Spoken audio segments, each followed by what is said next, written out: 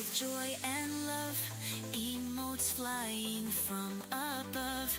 Every gamer gather round, Soraria's voice, the sweetest sound. In a world of pixels bright, streaming dreams take off tonight. Soraya's magic fills the air, join the hype if you dare. In a world of pixels bright, streaming dreams take off tonight. Soraya's magic fills the air, join the hype if you dare.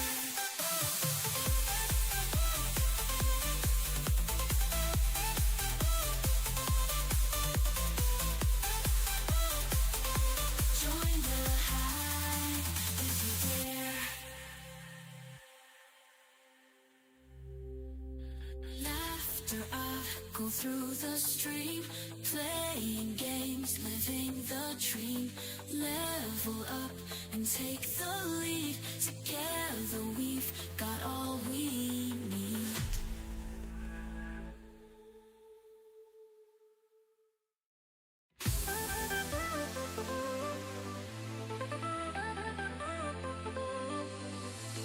Lights are flashing, screens aglow. Twitch is calling, here we go. Soraya's heading live real soon. Chat's electric, feel the tune.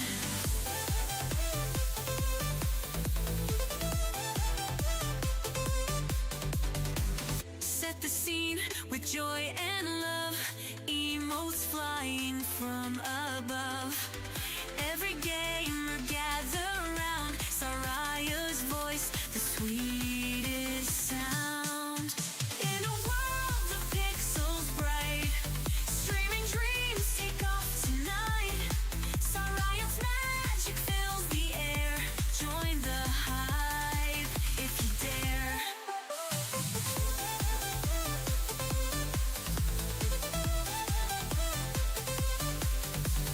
Laughter echoing through the stream, playing games, living the dream.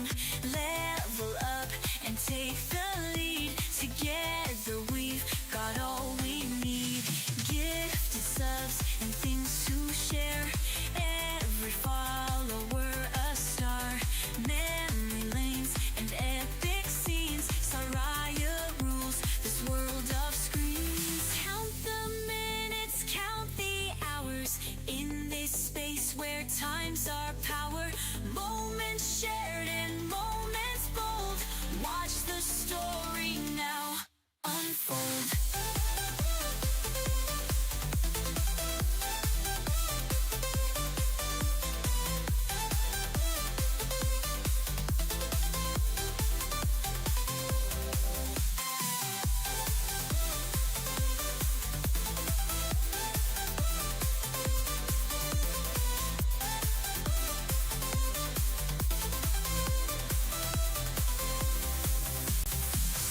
The scene with joy and love, emotes flying from above. Every gamer gather round, Soraria's voice, the sweetest sound. In a world of pixels bright, streaming dreams take off tonight. Soraya's magic fills the air, join the hype if you dare. In a world of pixels bright, streaming dreams take off tonight. Soraya's magic fills the air, join the hype if you dare.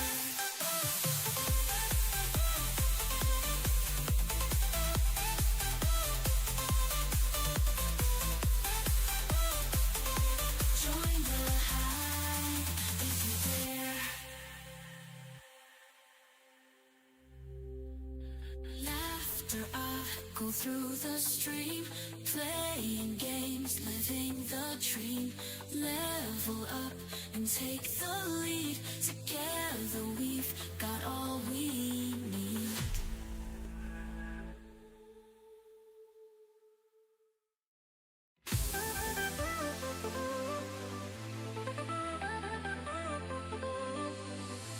Lights are flashing, screens aglow.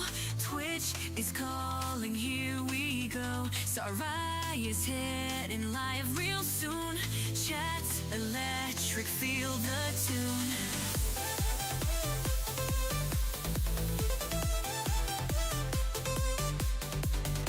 Set the scene with joy and love. Emotes flying from above. Every gamer gather round. Saraya's voice, the sweetest sound. In a world of pixels bright, streaming dreams take off tonight. Saraya's magic fills the air. Join the hype if you dare.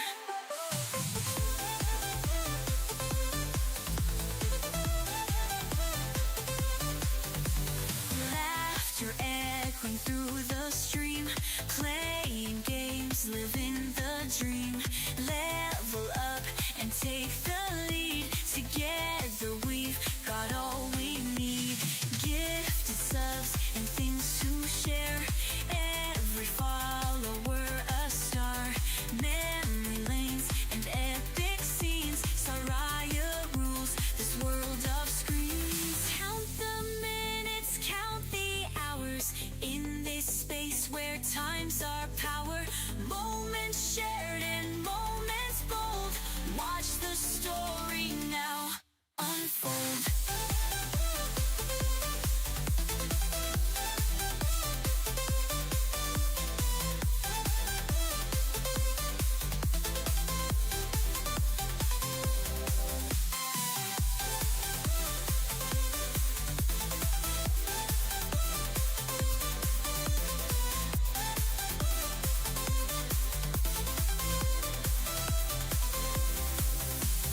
Set the scene with joy and love. Emotes flying from above. Every gamer gather round. Saraya's voice, the sweetest sound. In a Ah! That is not the screen I needed to have on my main screen. The stream inside of a stream inside of a stream inside of a stream inside of a stream inside of a stream inside of a stream. Yes. Jump scare stream start? Yes. Yes, that's me. Oh dear. Alrighty. Everything looks to be in order. Where did my Streamlabs go? Here it is. You can sit here. Where's my restream gone? Somewhere. Aha. So I restream to YouTube. And I do try and keep an eye on anything that comes from YouTube. But I don't always think to look at it. So it's really hard. I have to layer windows on top of windows. And then sometimes it all just sort of goes pear-shaped. Where am I? Here. Yes. Godot Wild Jam! Playing games. Anyone who I haven't played their game is all welcome to !submit. I might have to vet for a while if there aren't any new ones. I saw some really good ones on Odin and Frequency stream, so I'm hoping some people trickle in, give me those ones to play, because I really want to. Oh yeah, I should probably say M live now. Where I at? That's me. What's my Twitch? What's my Twitch?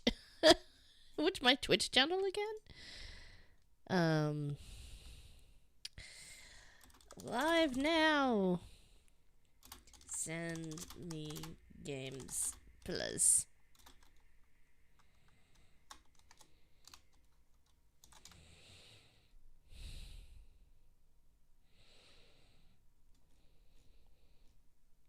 I don't know. My the preview showed up in the Twitch channel really nicely that time. It didn't last time. It did a great big silly photo before. That one looks nice though. Okay. Right. Dilly-dallying.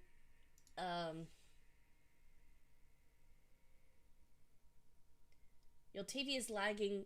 No, no peepo. What does that mean? Why would lag? I don't think I understand this whole sentence. Uh, while we sit around and chat, I can bring up our game. Actually, I'll spruik the Drop Bear Mini Jam, happening in 4 days, 20 hours, 46 minutes, and 40 seconds, 39 seconds, 38 seconds. Anyways, really cool week-long jam. Standard jam rules, give or take, with an extra cool optional mechanic if you want to do it. Very awesome.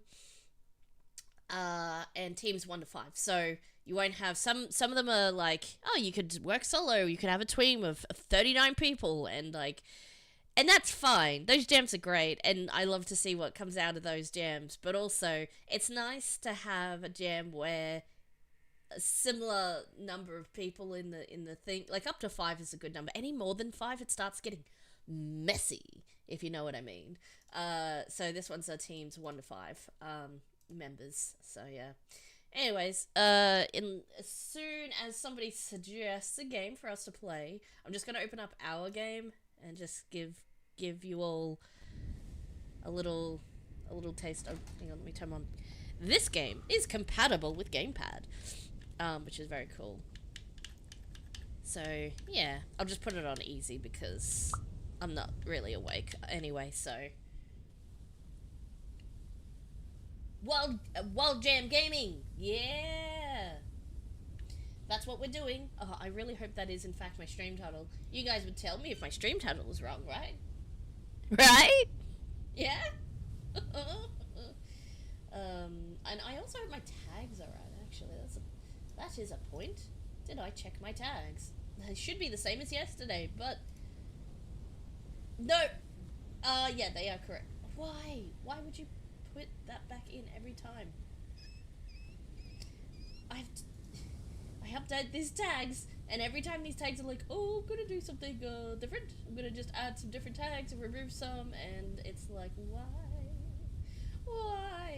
And I had the tag Godot in here, and that did not add in. Twitch, why are you mean to me? Okay, fix my tags. Godot Wild Jam 81. Yeah, those are sentences. Those are correct English, I think. Yeah. Oh, Crimson, absolutely. Send it in. I'm waiting. I was hoping not to have to do the play my own game because I haven't got anyone else's to play yet. Submissions. I would love if you had. Hang on, let me. There we go. Put that back to. I'll put these in order. Nope. Hang on. That's the. I want the submissions. Actually, that's the page, because that just looks nice to come back to as a landing page. Oh, which I do. So, okay, we're good. Crimson or guitarist. Crimson guitarist. Yeah, just paste the link in chat. Links are free and wild. As in, you don't have to worry. You can just paste it the link straight in the chat. That's just easier for me to see. I have many windows open while I'm streaming, and I do have Discord open, but like, good luck finding it. Bitsy, get out! Get out of the... No, you're banned, Bitsy. You're banned from my wheel because the wheel didn't close since yesterday. And if you get picked, you get blacklisted automatically. That's what happens. That was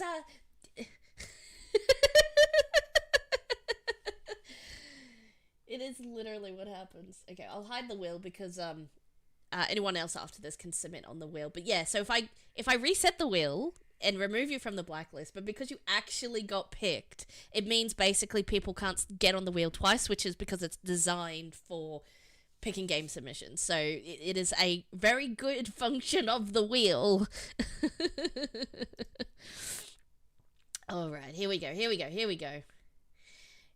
Enter. I like reading the things. I like having all the context before I start a game. Um, at least you got picked. That's true. You did get picked yesterday. So, if you we need to. Okay. 25th. You're back by the 25th. We gotta do we should do the mini jam together. I haven't got a programmer yet, but I'm working on it. Anyways, we'll figure it out. Yeah, that one's on the 25th. Okay, I'm getting distracted. Enter an expedition into the mind of a CEO as you connect thoughts together to form business decisions.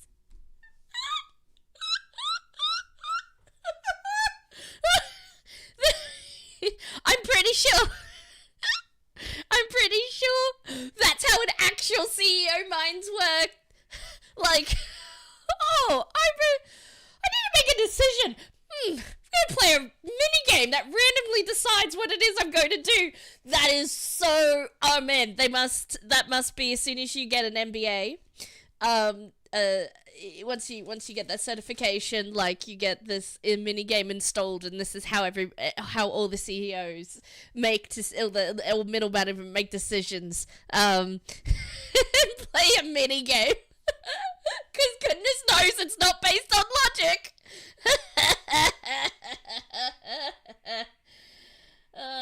Masters and Brain Associations.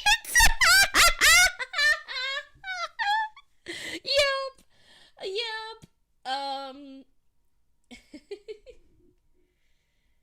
We can both program. Oh man. What do you get if you add an artist plus an artist? You get a programmer. Wait a minute. Is that how that works? Okay. I distracted myself that time. That one's on me.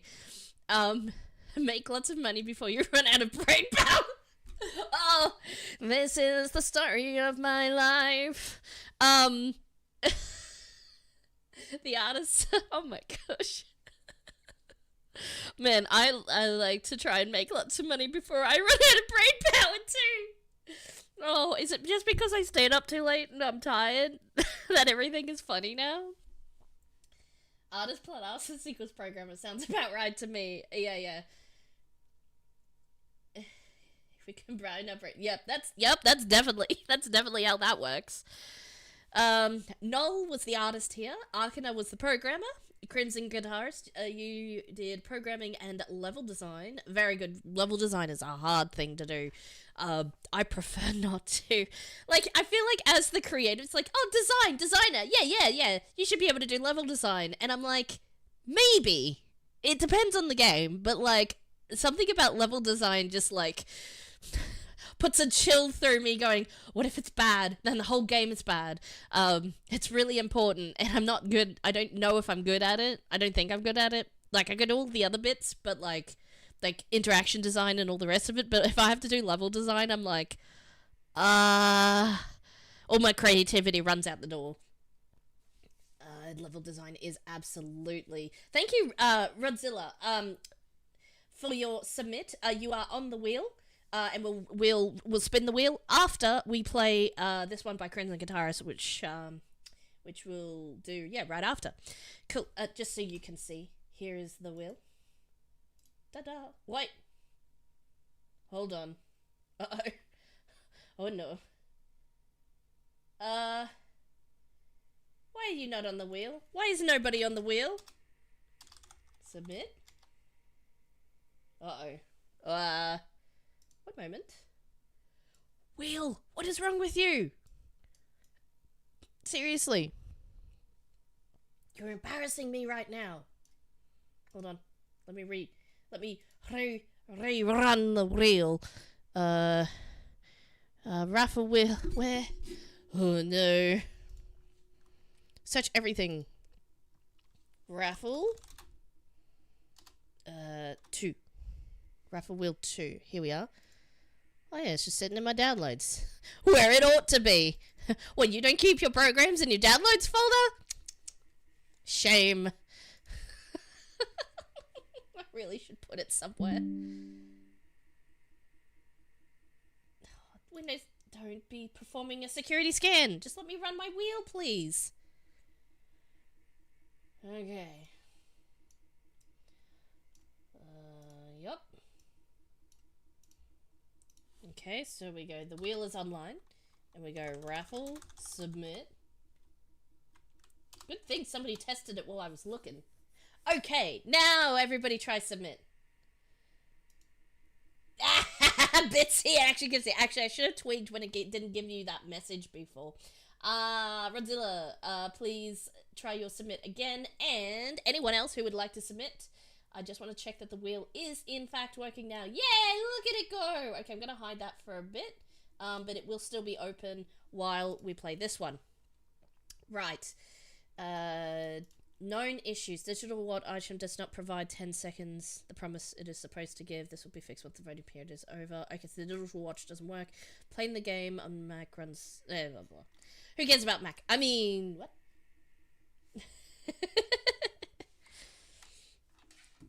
Alrighty. Let's make it big. Make it big? Can we make it big?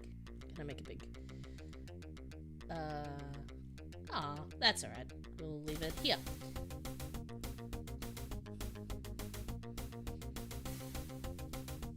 I like to take a moment to listen to the music because audio design is near and dear to my heart. Oh, so you picked some assets for this. It doesn't say you had an audio artist. An audio artist. You know what I mean. Oh, let me know sound volume wise how that is. Let me know if that is too loud. In fact, I might turn that down a little. Hot handy tip. Oh, unless you're saying when you full screen it, it breaks. But you know, I don't know if you know in... one moment. Actually, no, I can't. I don't want to edit it, actually, but... in your each submission page, where you have the thing, you can actually just tick the box that says enable full screen button, and you can do the full screen button. As in, you don't need a full screen button inside your game, you can just have the itch page do it here. Oh, the audio says in there, I made the song, but for another game jam. Oh, that's awesome! Actually, let's have a look at the credits then. I like to read those in the bottom of the thing. It's even just like, audio by Thingo for a previous jam or something, like, yeah. But that's awesome, yeah. I love to know if somebody made the music, is my point of that one. Uh-oh, I left my, Outlook open, that's gonna be a problem. There we go. The itch was breaking the wrist. Okay, that part's fair. Sorry, I wasn't presuming that you. Well, maybe I was presuming, but if you already knew about it, and yeah, and it breaks, that's one possibility. Yeah, that's fair enough, actually. Cool. All right, here we go. Actually, we've got some. We'll just turn this down a little bit. We have now enjoyed, and now we're going to not yell over the audio. If people could tell me if overall the desktop volume, so that is to say the game's volumes, is too high or too low, please let me know. Alrighty. Yeah, let's play. WASD, spacebar, first grab here, then place here. Oh. Oh man, CEO just had an idea. Won't be good. Sounds the voice and game sound balance. Excellent, excellent. Good to know. Bitsy, I am a music nerd. That is perfectly fine. Alright, place your connection here to extend your range. Okay, so there's my initial brainstorm. And that extends my range out, though I can pull my thought a bit further. Activate all neurons. Okay, whoops.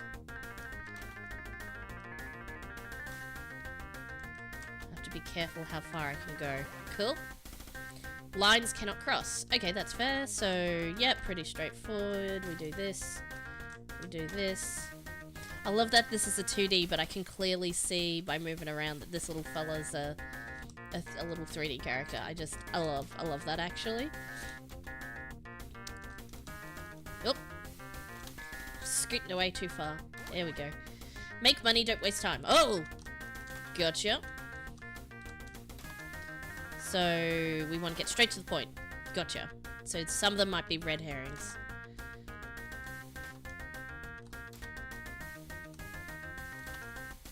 Oops.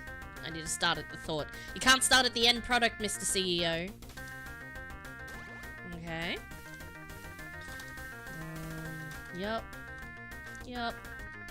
Yup. Yup.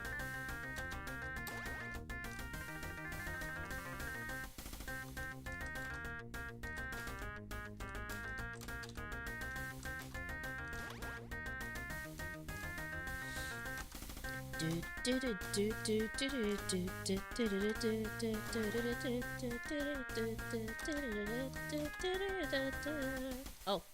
Oh. I wonder if I can... Ah, heck yeah! Shortcuts for the win! I wonder. Yes, I can.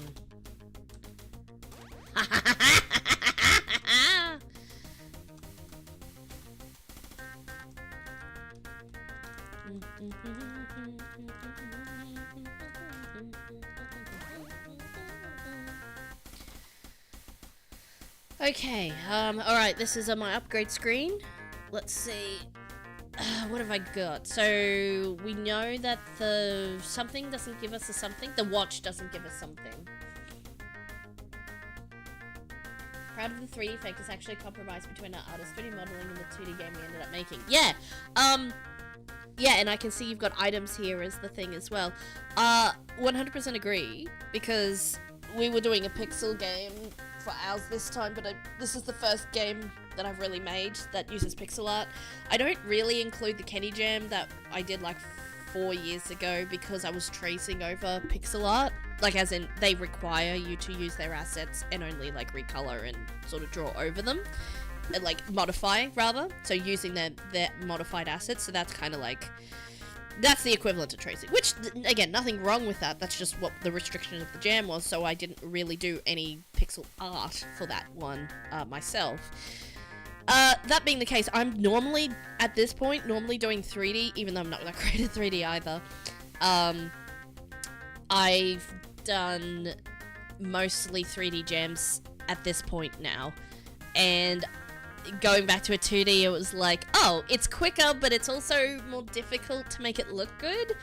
At least that was my struggle with the pixel, but I managed to get there in the end.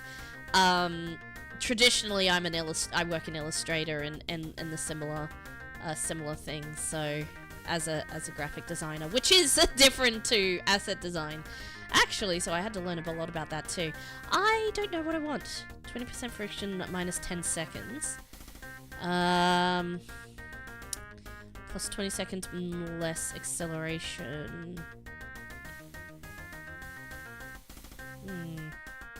Friction, I feel like would be, because he scoots around. Yeah, I think that would be good. I like a good ergonomic chair. Oh, brain fog. We have to get around it. Oh.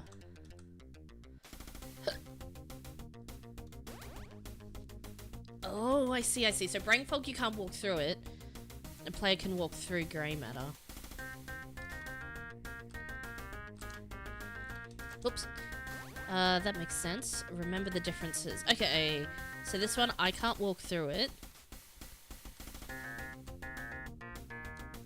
And connections can't be made. So don't walk on the purple. Don't connect through the grey. Oh wait, it's literally won't let me walk through it. I thought I'd die if I clicked on the thing.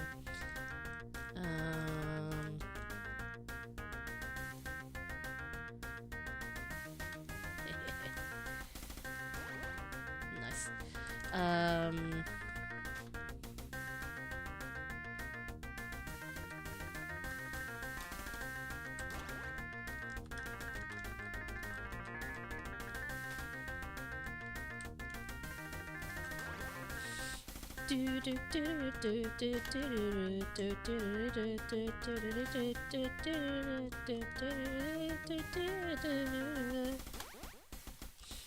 This is a really catchy song. Sorry, I'm just like singing along to it. Like, oops.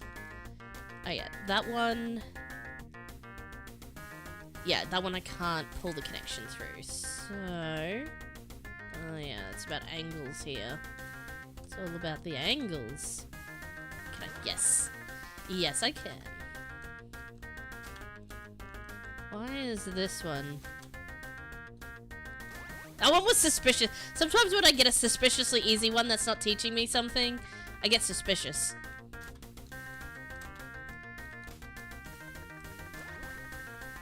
Alright, here we go, here we go. Okay.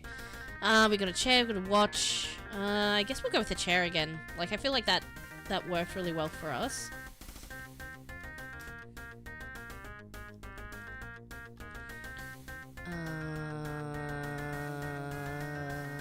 What? Oh. Multi-neuron. Oh my gosh, is the CEO having two ideas at the same time? And just running it through one thing? This explains so much.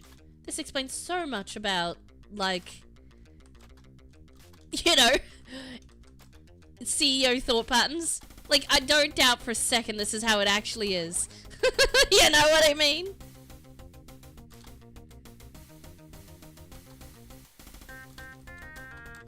Oh, I scooted away a little too quickly. Oops. Here we go. This is the real deal. What do I need to do? This one.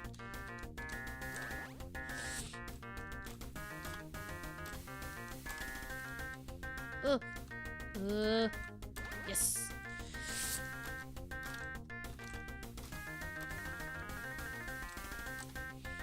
Oh, come on, pick it up!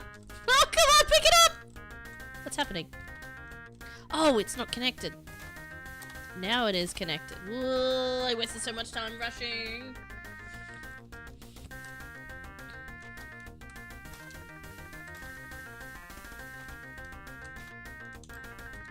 Oop. Ugh.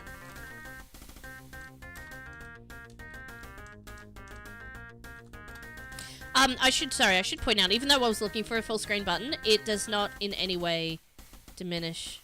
Oh, man! Oh, I ran out of time! I should have rushed more.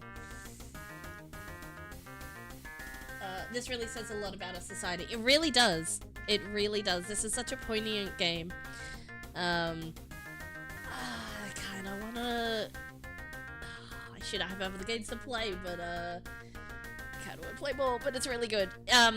Let's rate. Oh man, I cannot stop listening to this song. Let's let the song play while we do the rating. Where's your Huber? What's it? Here we go. So theme. It is an expedition into the mind. Into an expedition into the mind of the CEO. Like, yeah, that's theme. That's on theme. It was lots of fun. I had lots. Very good. The controls were really good. I immediately, like, run, spacebar, super simple. Doesn't get much simpler than that. The graphics, as I said before, love the 3D that you guys got in there. And also, even the 2D art that you've got in there is very, very nice. Like, it was very easy to recognize each thing as I was doing it. A brain plug into brain point. Everything was communicated really well through the visuals. You didn't really have to, honestly, I like the on-screen tutorial as well, that told me each concept. I feel like you probably babied me a little bit, but that being the case, it's better to baby a little bit more so that people get it. But there was at no point did I feel like I didn't know what to do. You've got volume controls for, so now I'm talking about accessibility. You've got volume controls and you've got, you know, super simple contrasted colors. The text was clear and easy to read, so really good accessibility there. Of course I love the audio. Of course I do. And it was, really original. Like, connecting connections in the brain. Like, what the heck? That's super original. That's awesome. And you get 5 out of 5. Can I just write my comment as dun dun dun dun dun dun dun dun dun dun dun dun dun dun? Can that just be my comment? Because I can't write comments. I'm just gonna post that. Guitar noises.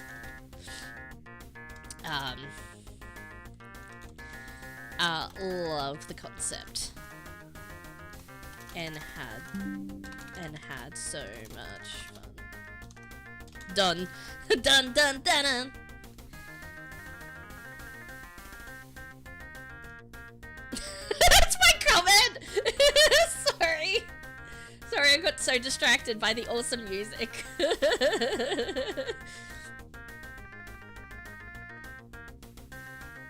Okay, we have rated and played, and it's time to bring up the wheel. Everybody who is in the chat, if you'd like to submit a game for me to play, get on the wheel. Exclamation point submit. And we're about to spin the wheel in about 30 seconds. So what do you guys want to talk about? Oh dear. Yeah, I honestly, like, it is a simple concept, but well executed. And this is the thing, I really only like, not only, but like, I have decided I quite enjoy playing jam submissions on stream and specifically having at least one of the creators in the chat to back and forth with, because I have like in previous jams I've struggled to like write comments, even though I think things as I go.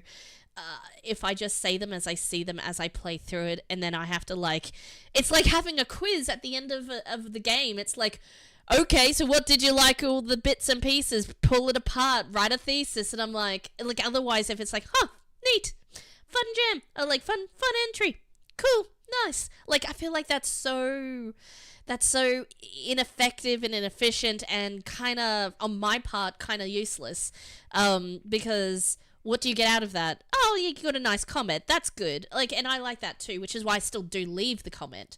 But it's not useful to you, and it doesn't help, and it doesn't really give you a sense of, well, how did you actually like it? How did you enjoy it? What was your experience like? Because that's what you're actually looking for in feedback, right?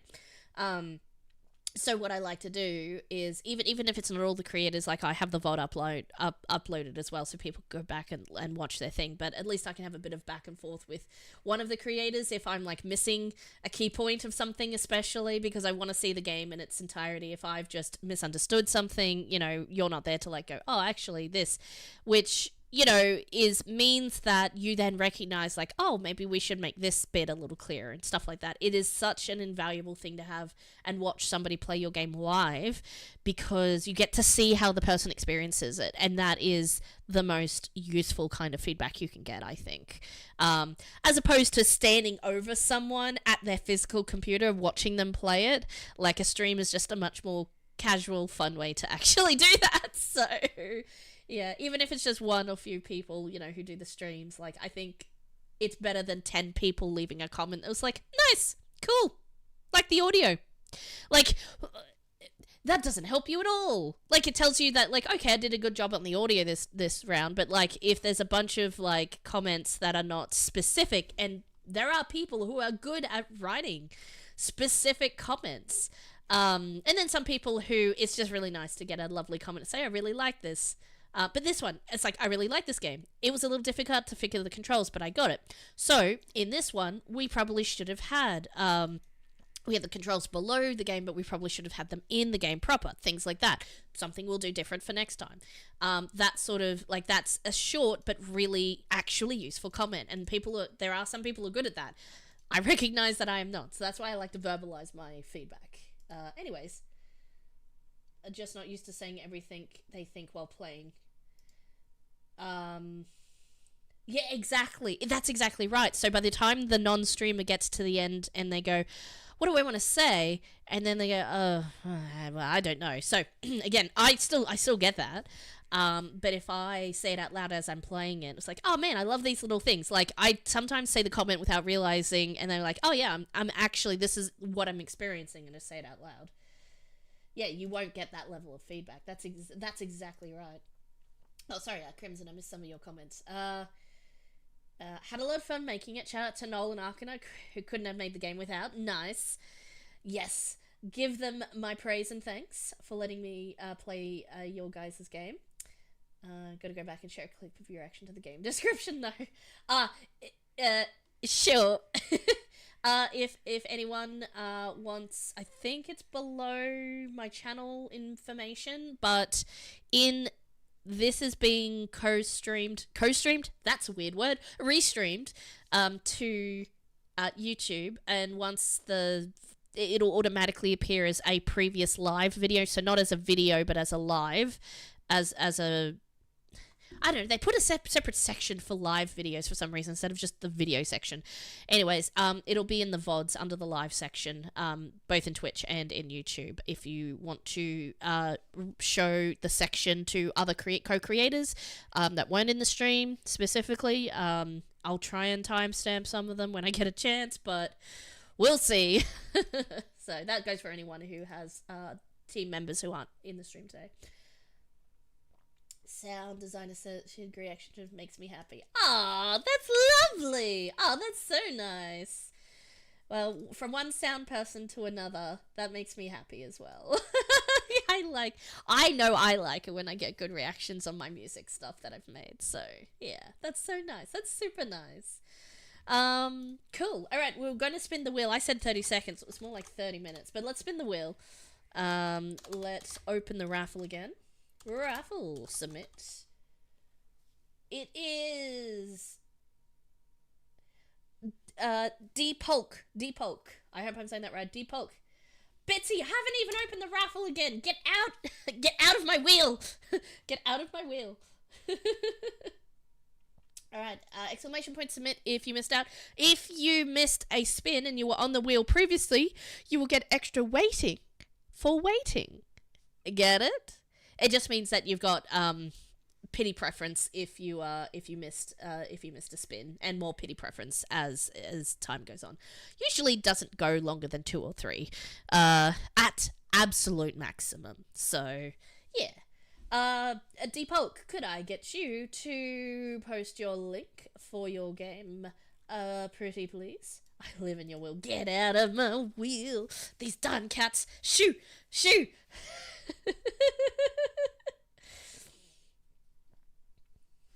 Peak Panic, excellent. Let's open it up and have a look. Hopefully, I won't dilly dally quite as long on the pre-game. Peak Panic. Oh, I love the little guys. They're adorable. Oh, okay. Pesky Humans has set out an expedition to claim your mountain. Show them the power of nature. Click and drag on slingshots to fire. Click and drag on abilities in your hotbar to use them. Okay, so like a sort of slingshot, and then abilities, so dragging the abilities from the hotbar. Cool. So just mouse-only game. That is good for accessibility, I think. Well, having alternate controls is also good, I think, but like not having lots of complicated control, like tapping into the tried and true methods of what everybody is used to playing, of the submission page. Let me see. Are We the Baddies? I thought so. I was like, I'm pretty sure you're doing a Are We the Baddies one. That makes sense. All right, cool. Pretty straightforward, so we should be able to get straight into it. Man, I'm waiting for more acapella ones. Guys, give me acapella ones. It's why I joined this jam with like half the amount of time left in it. I want to see your acapellas. No, I'm kidding. It's perfectly fine for people to not have done all of the cards. That is 100%. That's cute. Oh, check me out. Info over here. That's nice. Is that a little taller than the screen? Is this a me problem potentially? One moment, I'm gonna just do a thing. Alright, how are we for screen screen?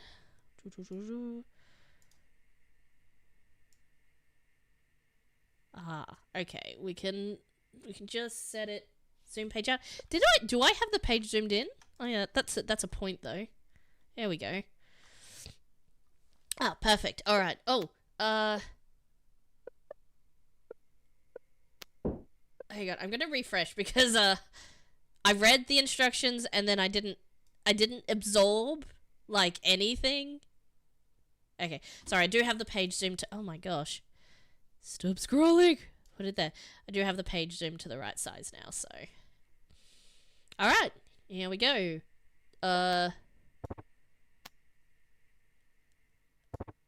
Is it?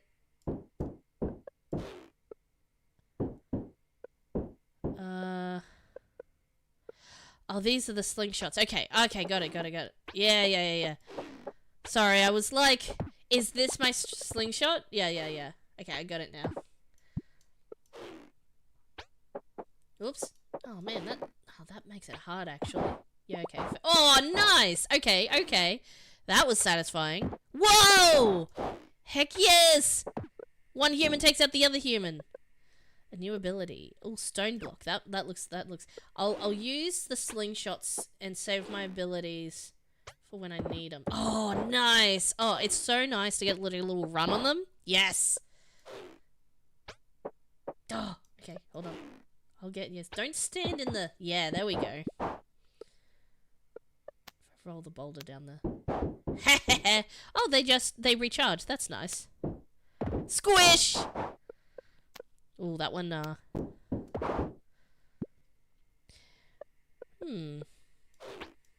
Oops.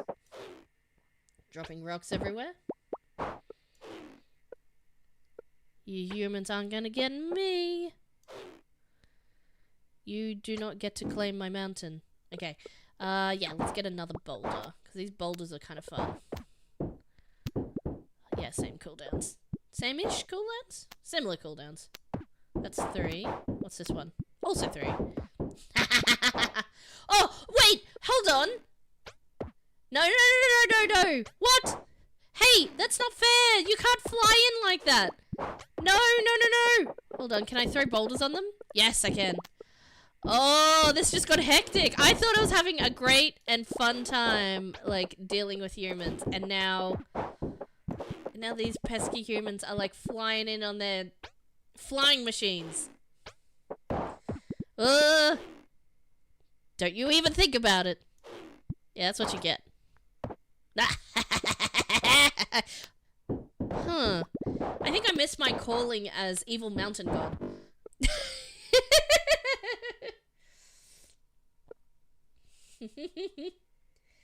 Sadly, something broke on the web export and they don't climb as well. Oh, do you have a download version you'd like me to try? Or that's just how that one is. I think it's perfectly fine. I'm having a great time. So this is a kind of tower defense that I don't think I've played before, so it's very unique. Very unique. If it's unique, then it's not very, is it? I really like it. Right, snowstorm, tornado. Oh, tornado. Oh, snowstorm. Oh, man. Oh, I'm gonna go tornado. I feel like that's a good panic button to use. Actually, I should probably see how it works. Oh, nice. 25-second cooldown. That's fair. Hey, you guys. Man. I feel like I should feel kind of bad for the ultralight gliders, like, plummeting to their death, but also I kind of... They should have given up after, like, the first first 10 casualties, I feel like. You know? I feel like that at this point it's on them for continuing on. Oh, no! A tough human got through. Hey, you guys! Get out of here! I'm watching you. If you wanted them to climb up a little easier, I don't know if you would want to, like, just make that side a little less steep, but Ah! What? It's the Yeti from Ski Free! That's the Yeti from Ski Free! That's the Yeti from Ski Free! What? No way! I need this guy. I also need a thunderstorm. Oh man. Okay. Get out of here. Oh no. Oh no. Oh no. No, no, no, no. Get out. Shoo. Shoo, shoo, shoo, shoo. Oh, I'm getting inundated. A rock. A rock. Come on. Where's my... I shouldn't have used my, I shouldn't have used my,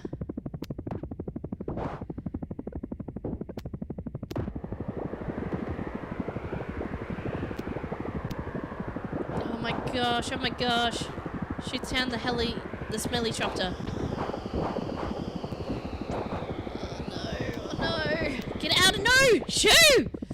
No, this is getting difficult. Boulders, boulders, boulders. Where's my Yeti? Yeti, do your thing. Chase people off the... No! What is he doing?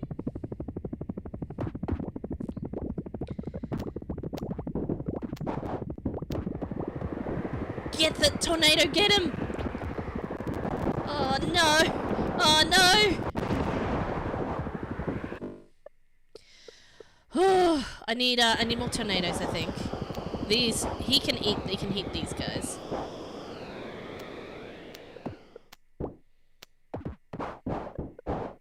Wait, is he alive? Naughty. No. Okay, I take it back. They don't need help. They don't need help whatsoever. Like, these flying guys are like just causing me a business right now. No! Come on! Pull it back a bit. No! Get out of here. Tornado time! And Yeti time.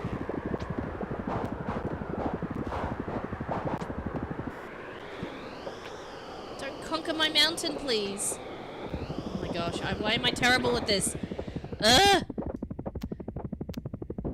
Squish him! Squish! Tornado time!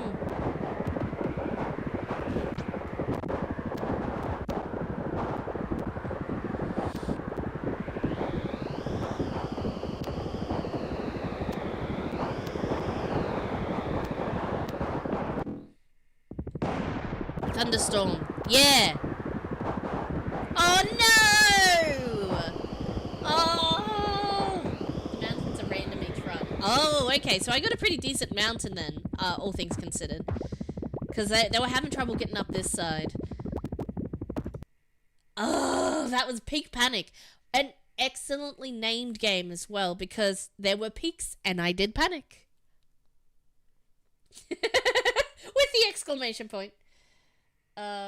But people fight the Yeti back. Yeah, I saw that. I saw that the Yeti was taking damage. Wow. Okay. I need to write my... I might just replay that real quick. Oh, no, I really should. Actually, I really should move on. Unless you think there's, some more things that I missed that I might see in a replay.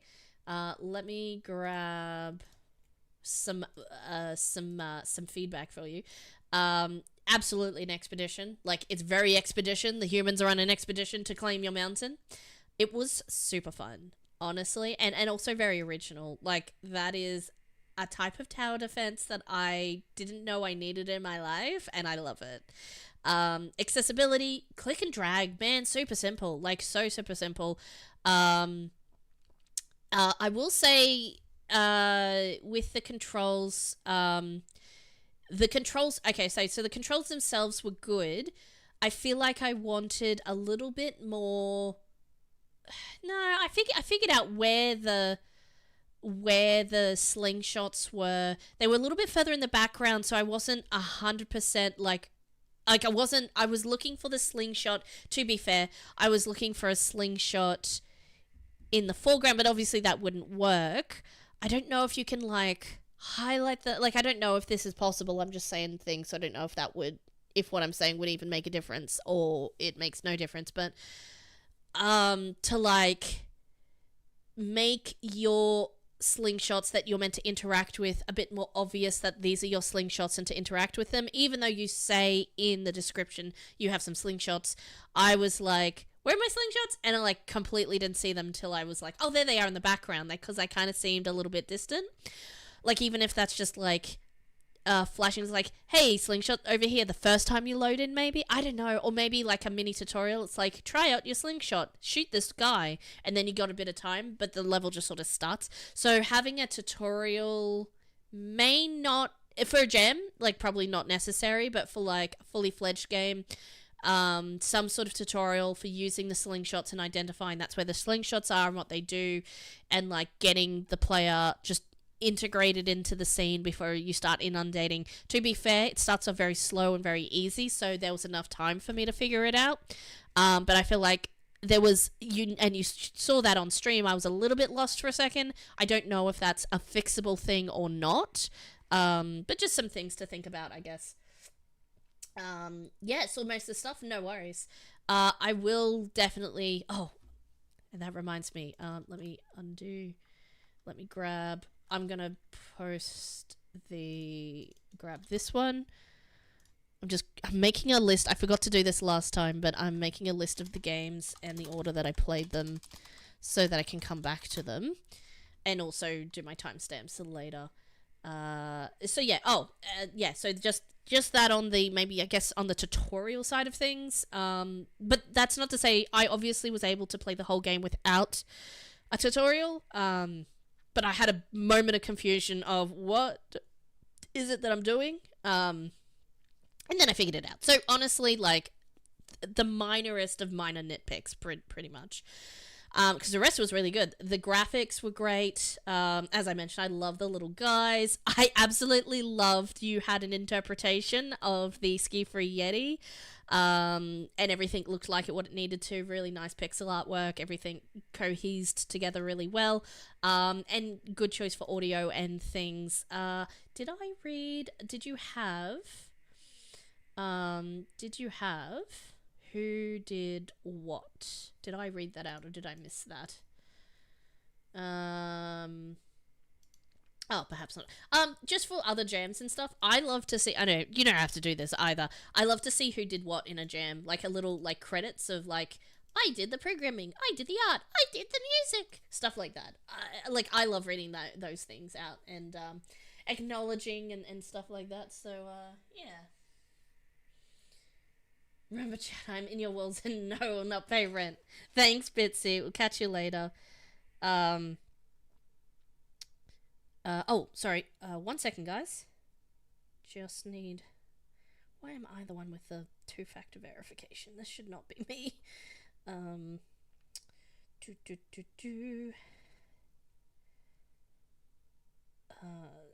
Paste. Come on, paste. Whoop. Okay, right. Betsy, you're trying to get in my wheel again. Scat.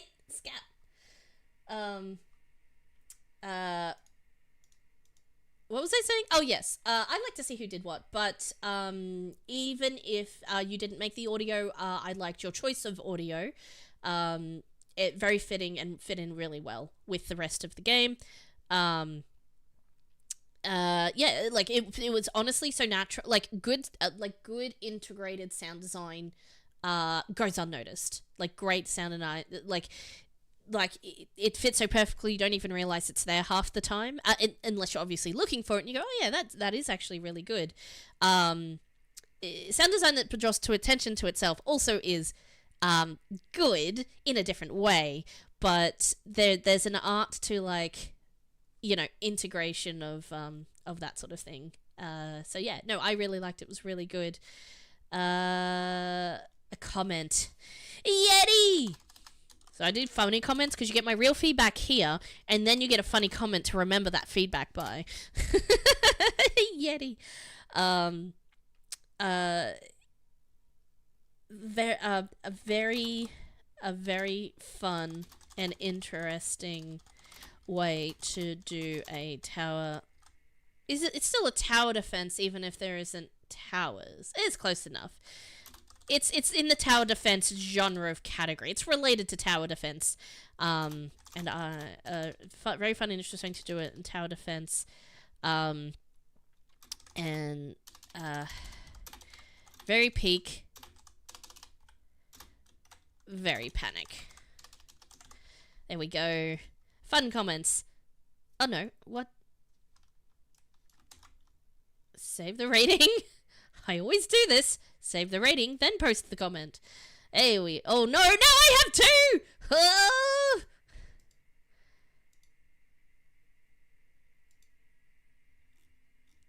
Okay, cool. Excellent. One comment is all that is required. Let me just check if that is correct. I'm very entertained. Well, I try my best. Oh no, ads! We'll see you on the inside! Okay, anyone who's still here or didn't get an ad, it is apparently RNG as to whether you actually get an ad. Thumbs up for also including a Yeti in the game. Oh yes, the raffle is open. Yes, so while the ads are going, we've got a few people in the raffle. Rodzilla, you are extra waiting because you were in the last round. So hopefully you take up half the wheel. So hopefully it lands on you.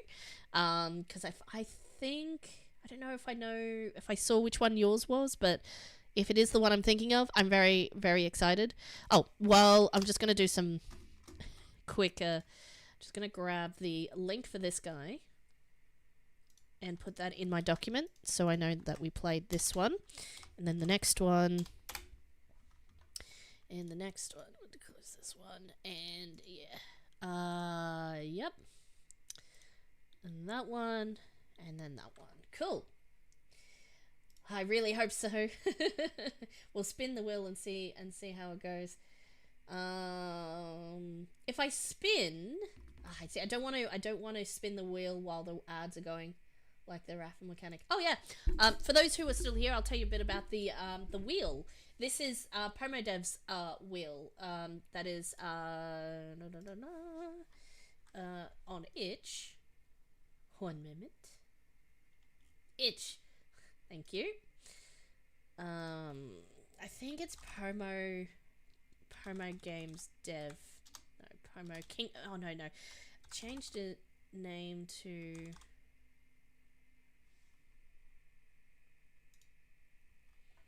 Here we go. This is Pomo. Pomo Dev on Twitch. I'm pretty sure they're still Pomo Dev on Twitch. A very cool person. Does a lot of game jams. Oh, and made the amazing raffle wheel. So like that's the raffle wheel that you see on screen at the moment. Absolutely free to use and is an awesome person, an awesome human being. Yeah. So this is the wheel you see on screen. It just integrates straight into Twitch. You can use a command to tell it what the submission is, and you just open it. You put your API keys and everything like that in it, and then it just works. It's like super nice, super simple. Google Docs to see how to set it up. It's a little bit to set up, but once you've got it, you just open it and it just goes. It's really good. And yes, all props to Pomo for making that amazing raffle wheel. So there's the link. I'll send the link there if anyone also would like to use a raffle wheel on there. Have a read through how it works, because it is specifically because Pomo does a lot of jam streams. It is specifically designed for what I'm using for, which is I feel like it is specifically designed for a picking games on a wheel for a game jam submission. So it works perfectly for that, but you could use it for anything else that works in a similar way. So yeah. This Dwingles game here. Listen to this. Listen, look, come on. Hold on. Is everything zoomed in? Have I just zoomed in my whole silliness? Here we go. Whoops. Spell my own name. Dwingles.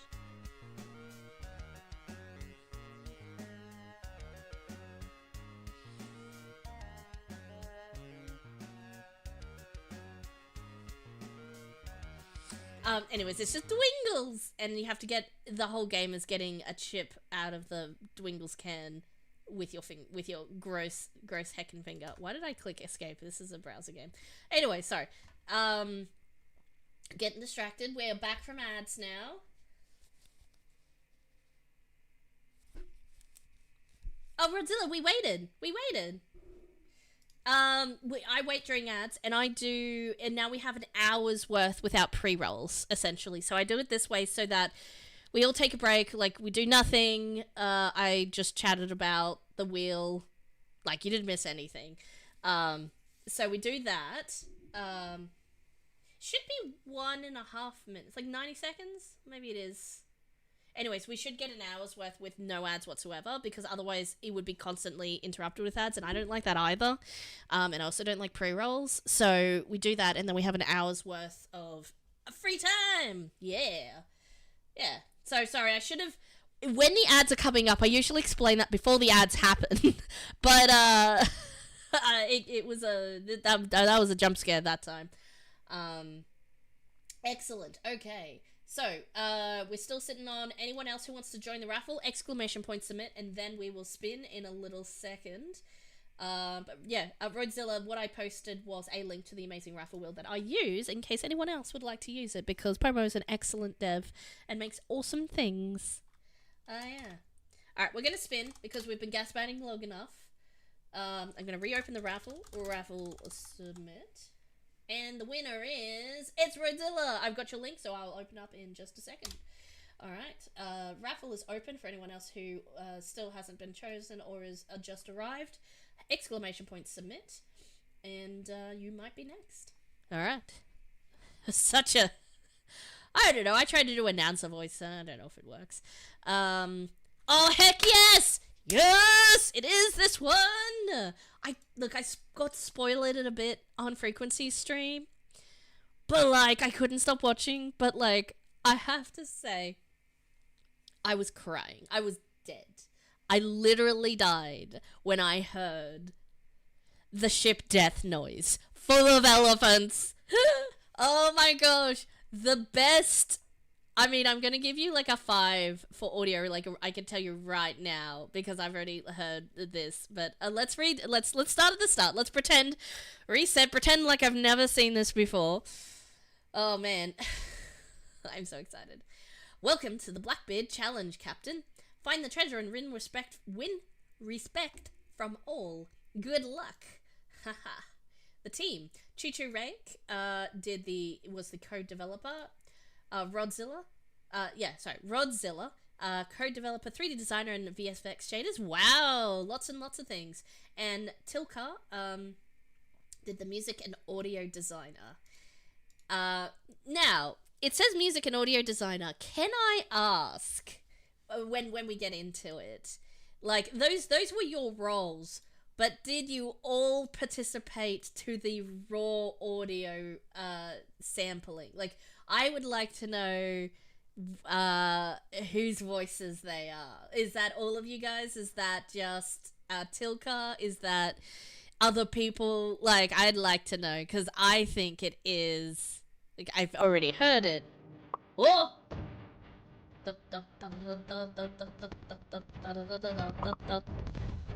Alright, how's the volume for everybody? Crunchy. Crunchy, is that me?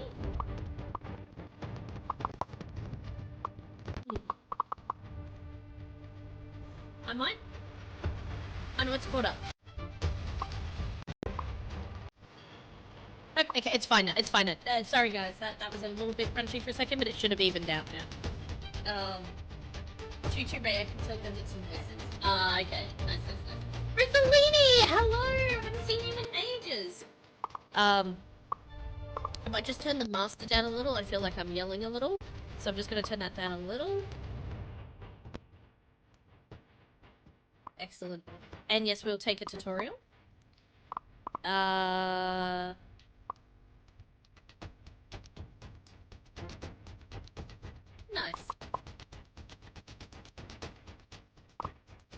So movement is WAS, fire is Q&E, rum is R, map is M or tab. Auto messages T. Okay, gotcha.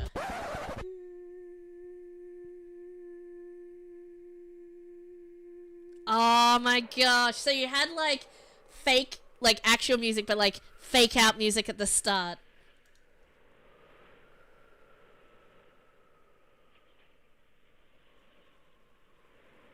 Very nice. I'm sorry. I'm intently listening to the background noises because... Ah! Oh, it's the singing! Oh, I didn't read any of that. It's a... Oh. Oh dear. Oh, I already read this. Press R to give them rum. Oh. I'll download it if there's performance issues. I realise this is probably an intense game for browser.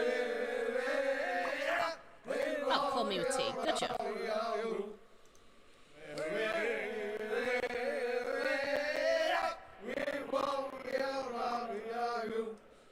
Treasure. I assume I have to collect these. It's popping. I think I did a popping noise for ours as well, like a mouth sound. Oh yeah, I need to fire with Q.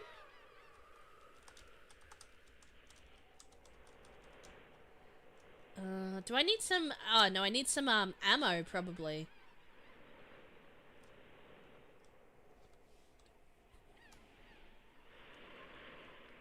Did you also do the seagull noises? Because I had seagull noises in mine as well. I have to hear it when it comes back again.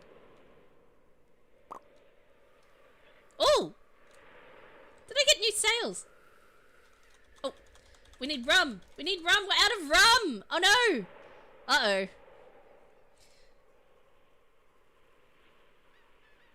Yeah, rum. That's what I'm saying. Rum button. You need rum to run. Run.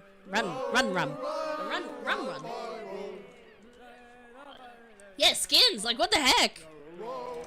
I need the DLC. Yeah, I need DLC for this. Like, different skins. Microtransactions. Am I...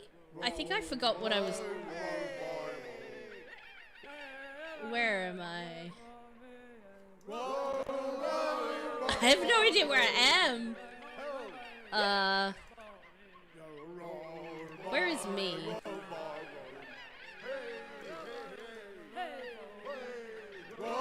Is that me? I don't know what I'm doing here.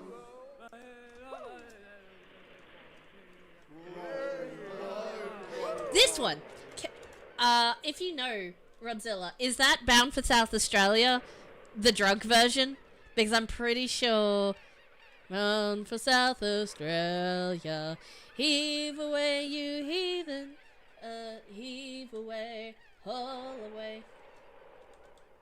Want help, or am I watching you playtest? Look, I don't mind a backseating.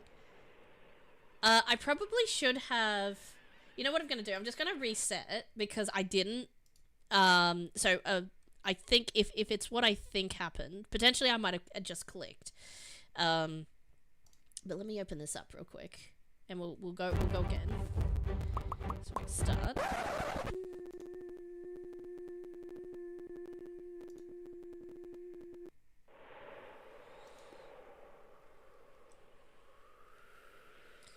You are the only one I can trust for this matter. The army is about to find my treasure. You must be there first. Okay, I would love if this message was not timed and I could dismiss it when I want to.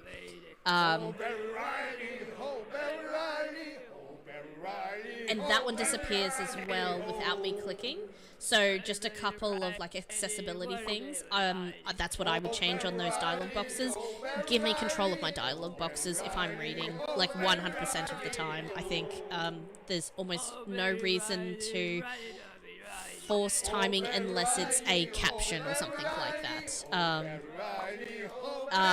Like I was able to like replay it and reread it, but I mean, it was flavor text to be fair, but That was, here we go.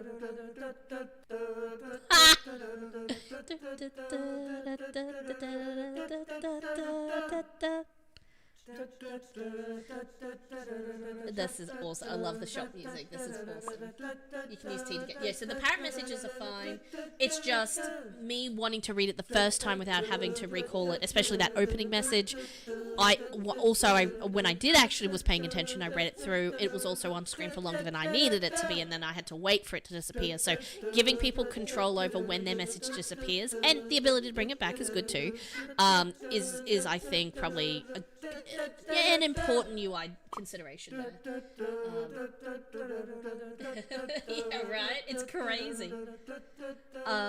Okay, so we're gonna need cannons. We need... So we need some cannons. I need some money. Oops. Oh, come on. Come here. Rum, rum, rum, rum, rum, rum, rum. Whoops.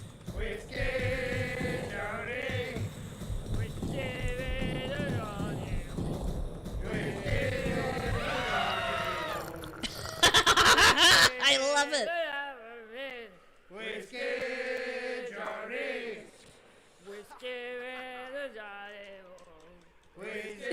I love the ship full of elephants drowning.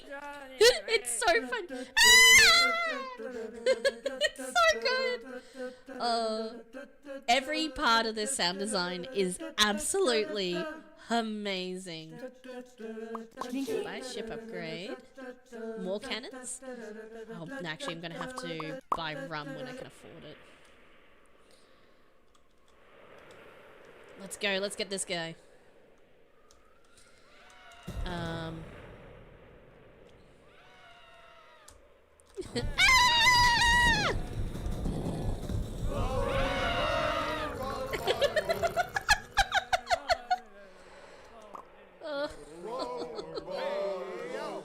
Okay, we're gonna go buy some rum. These guys have been doing a pretty good job.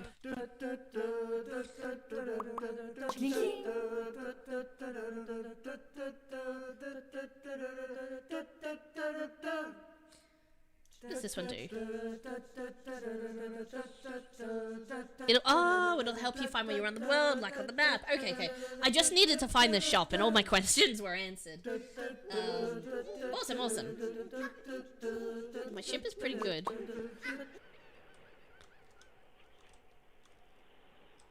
Hey, ship. Hi!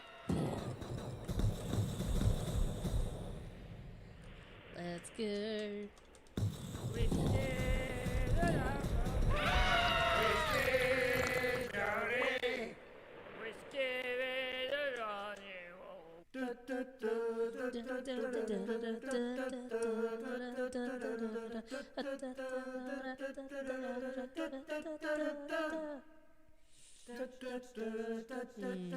Buy some rum, just to top up.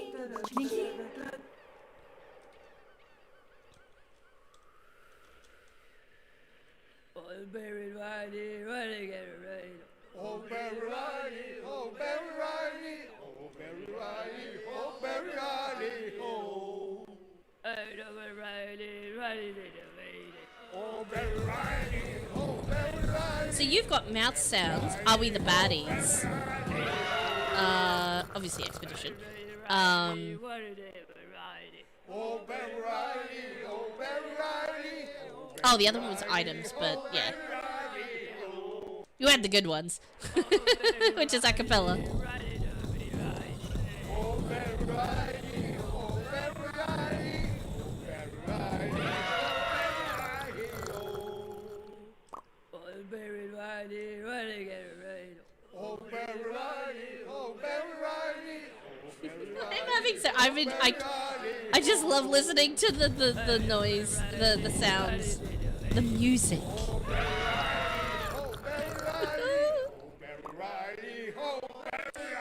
I have to say the models in all of this absolutely schmicko on point.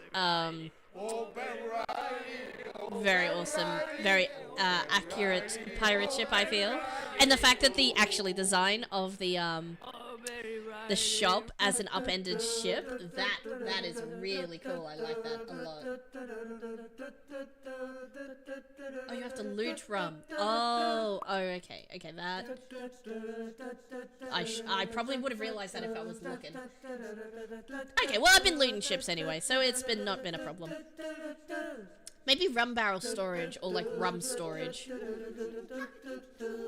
I don't know. That's if you wanted to try and make it more clear, maybe like rum capacity or something that indicates it's a capacity expander, not a And I probably should have read somewhere that that's where you get rum from, but again, I've got streamer brain on, so I'm like not paying attention to many things and just like guided by my instincts currently. Sextant, I think, is a good idea. We'll get that. And maybe some... some more cannons. I can only... Oh, heck yes! Alright.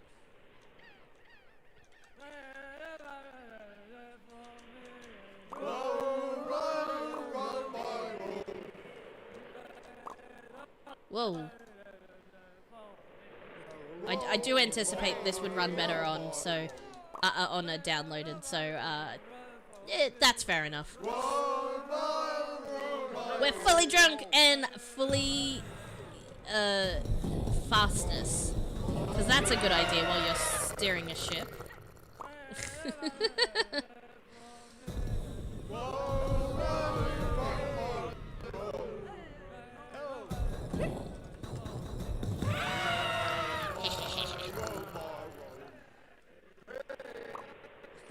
Loot camping. Uh-oh.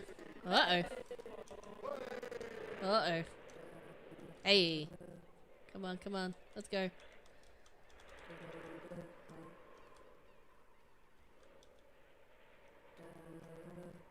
Uh-oh. Why, Jaws?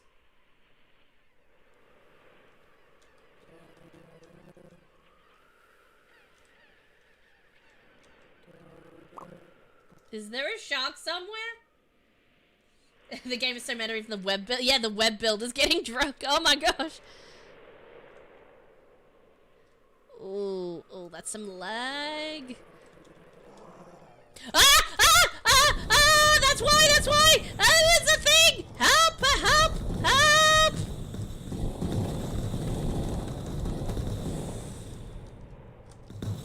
No. Why am I going backwards? Did I get him? Or is he just gonna come back again at some point? I don't want to restart. I should have just downloaded the download version. Whoa.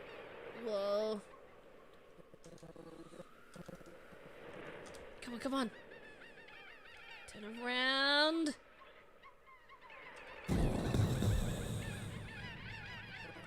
So this area has the Kraken.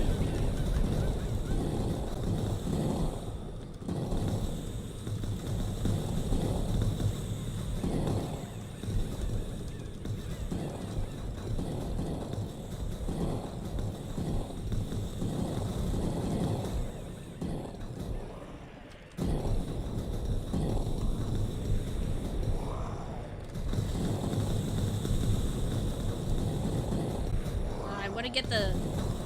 Yes.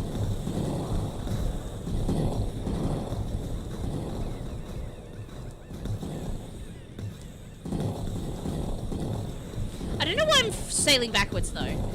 That one's a bit of a mystery. I didn't defeat the Kraken. I only got some of his arms. Also, I love that there's a Kraken in this. That's amazing. Alright, we gotta find another shop.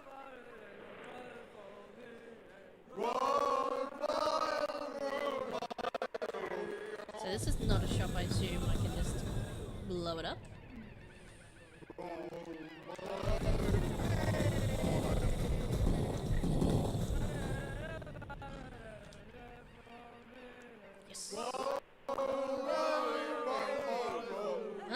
the... Ooh, blow up the houses to progress the storyline.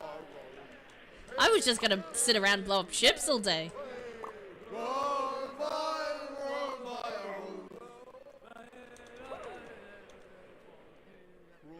Ooh, a shop. Alright. Let's buy some things. I think I need more cannons. And then a ship upgrade for that. Do I need to repair my ship? How do I tell... Oh yeah, I can see. Nah, my ship doesn't need repair, that's fine. Alright, let's go get some more merchants. I presume there must be pirates on the ocean too. Oh, like other pirates, I mean.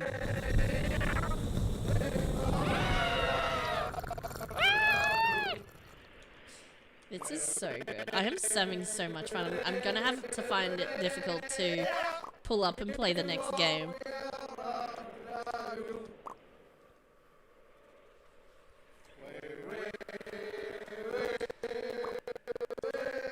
Oh, I just realized I'm getting more DLC. Nice. More DLC, more skin, more ship skins. Give me your information.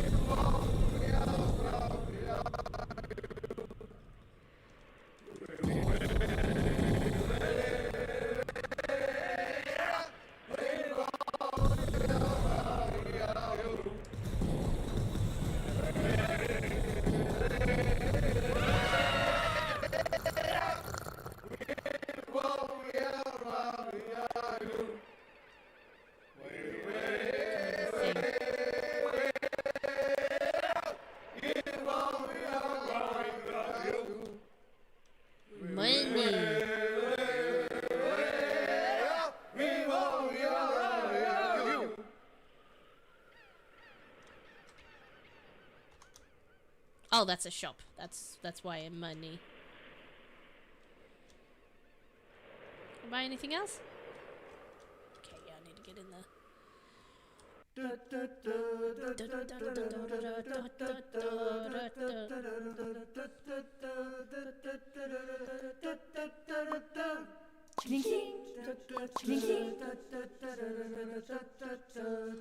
Oh, yeah, I need to upgrade. Oh.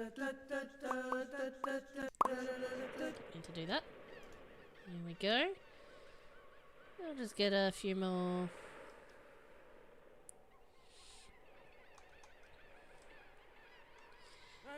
Oh, here we go.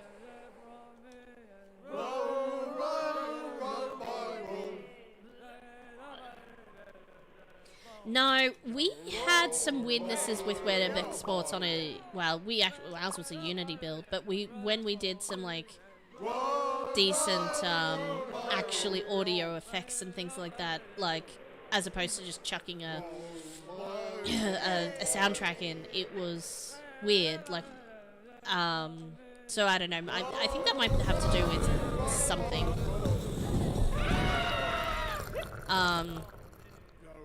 But honestly, it was only a little bit at the little bit.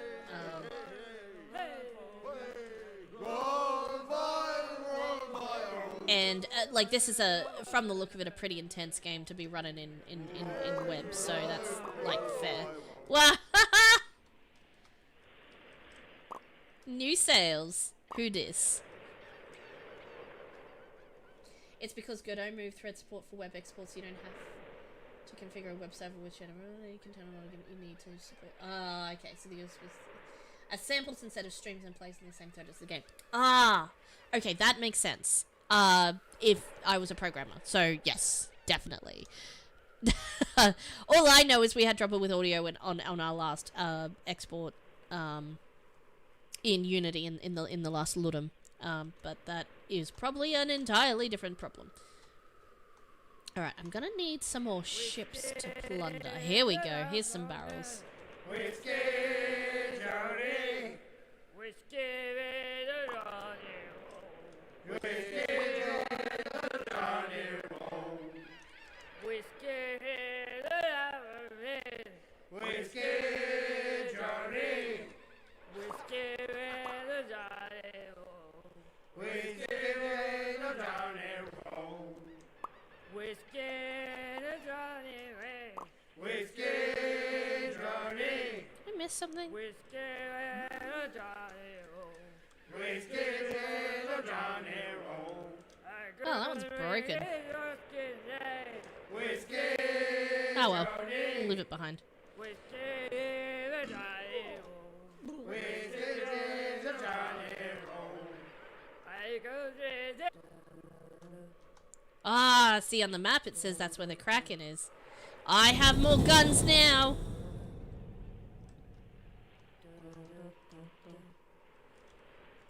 Come get me. I'm ready for you now.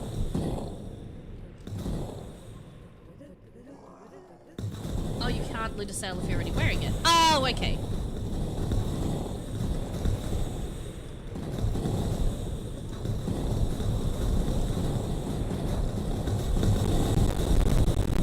Whoa, okay.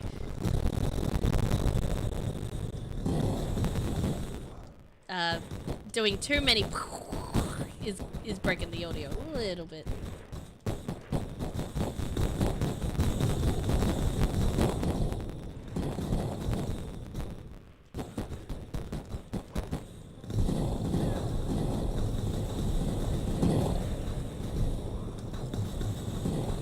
Maybe I don't have enough guns for the Kraken.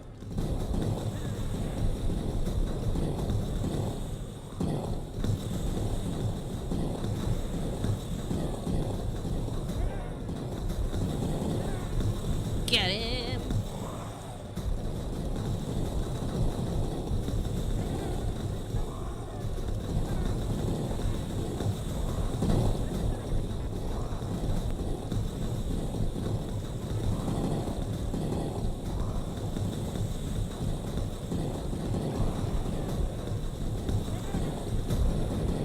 Yeah, I'm gonna defeat him!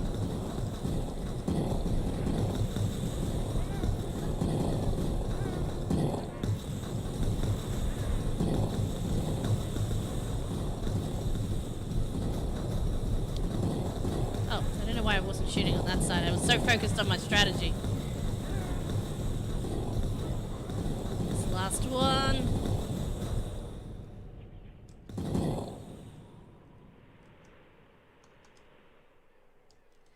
Is he dead?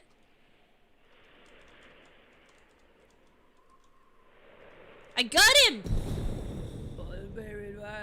Yeah, defeated the Kraken. Is this the same one I picked up? Yeah. I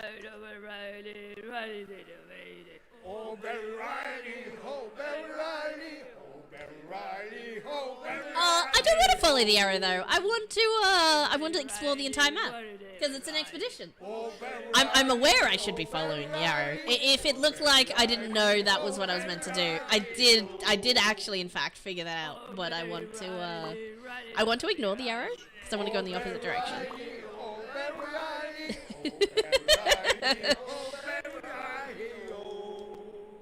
Da, da, da, da, da.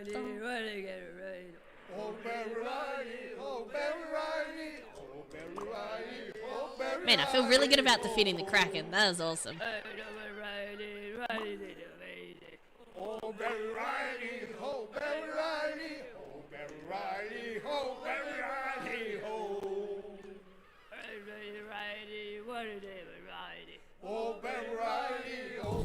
Oh, other pirate ships. I thought this day might come.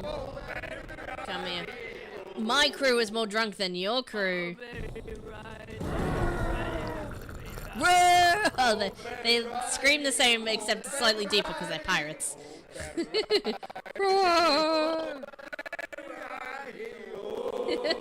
I am enjoying it, thank you. It is very good. Alright, let's go. Let's go this way.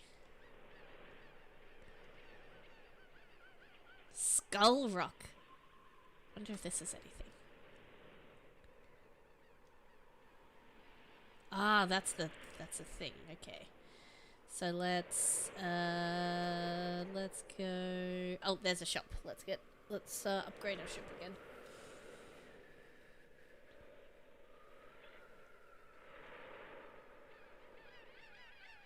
Ship. Yep, ship upgrade. Nice.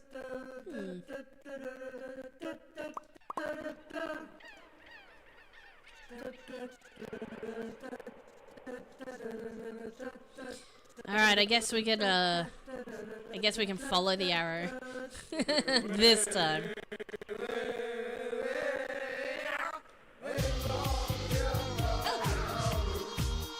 Thank you, Dankovic.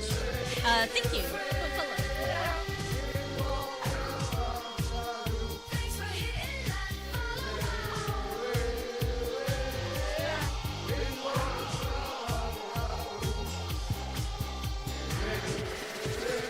Oh, what am I?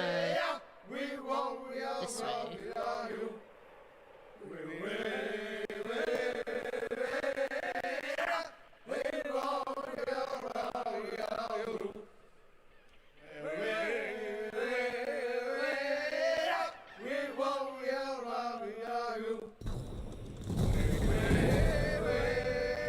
Might have to save some money for ship repairs if I'm actually going up against pirates that actually shoot back.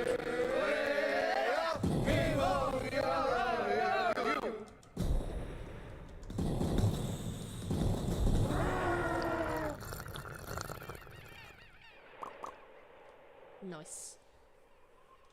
Alright. Displaying it and reviewing it. Well, you did all the sound effects. Yeah, I did the seagulls. With my mouth. And no sound, no. So when I say no sound effects and no filters, what I mean is, what you hear is exactly what came into or out of the microphone. Out of the microphone, via the microphone. Literally all I did was like trim the clips, either decreased or increased the volume, pretty much. Although the volume was pretty much right, as is. I just moved the microphone further away for some of the seagull noises. But yeah, I had a lot of fun making them. I have to be honest. At first, like, you don't want to hear my outtakes. They were, like, awful. But, like, I definitely was, like, how do I? And then I listened to some seagulls. And then I was remembering some movie or some TV show where somebody did a seagull impersonation. And then, so I was trying to channel that kind of thing. And, yeah. A lot of effort for a very small background detail. That's what I like to do. So, like, just put a stupid amount of effort into something most people won't notice. Get it back here, you pirate ship. So rude. Come on. Come on.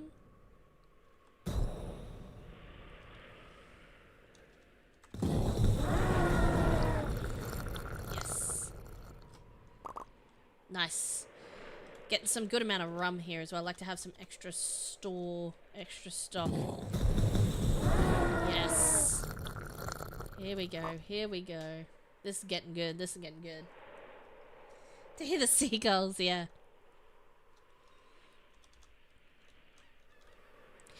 So you've got seagulls in yours though, or are they, real seagulls, so to speak? Oh!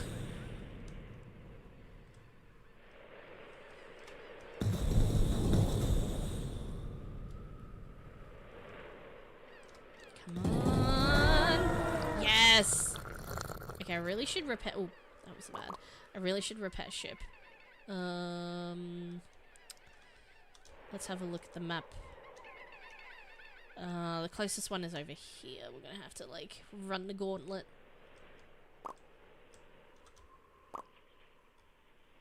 Just one ship on our way. One more ship won't hurt. Come back here. Stop running away!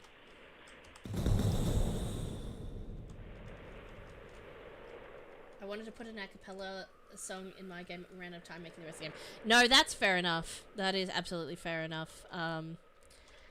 Honestly, I also wanted to put an a cappella song, like a do-ha, or like some sort of like sea shanty kind of thing. But, by the time I finished making the wind and wave noises and seagull noises and all of the pixel art and everything, and all of the rest, I was like, you know what? Like that was I had already put it on the nice to have list. And honestly, it was probably fine without the way you guys Rodzilla, the way you guys have implemented a little bit of singing, like it's not constant, so you've got a little bit of singing and a little bit of just open ocean noises.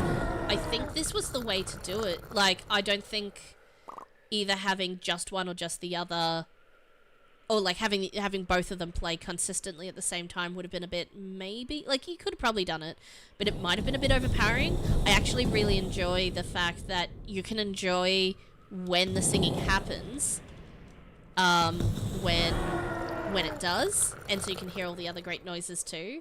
I feel like you gave all of the sound design in this game a space to breathe on its own, which I appreciate, and that's really well done. And because it is really good.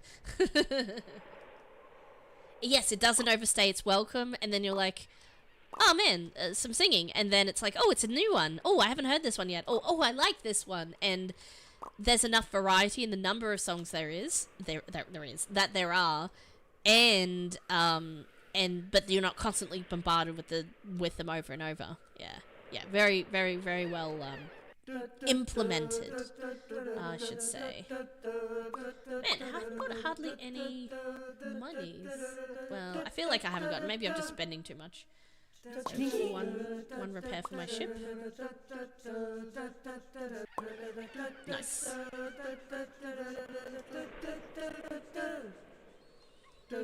Alright, back into the heart of pirate territory we go.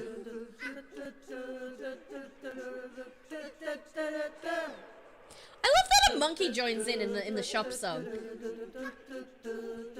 Like, that's really good.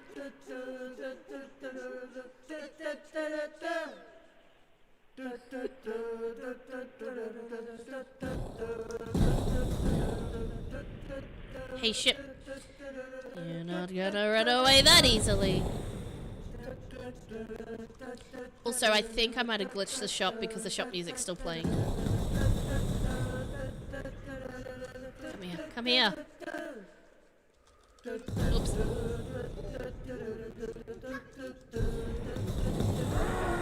Nice. Got him. Oh, merchant ships would have more. I just figured it out. I think I just. There's yeah. So I'm not sure if I go back to the shop, I might be able to reset it. So that is definitely a bug, I think.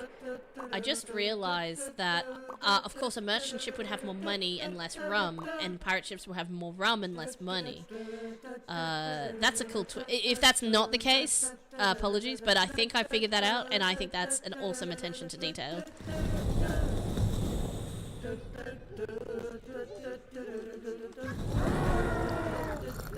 Nice.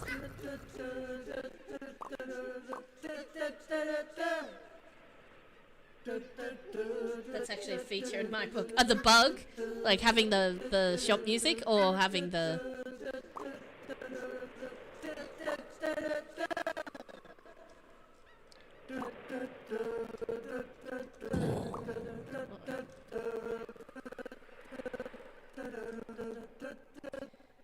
Okay, we're gonna go back to a shop and see if we can reset this. Or actually, maybe we avoid. Well, we're pretty close to the X mark, so maybe we should go there first real quick. Oh, we are here. Oh, it's this. No. Oh, the lighthouse we have to blow up, maybe. Oops. Blown off course a little. Oh, it's the ship itself. Okay, yeah, that's fair. Big scary lost battleship, maybe. Well, he's dead.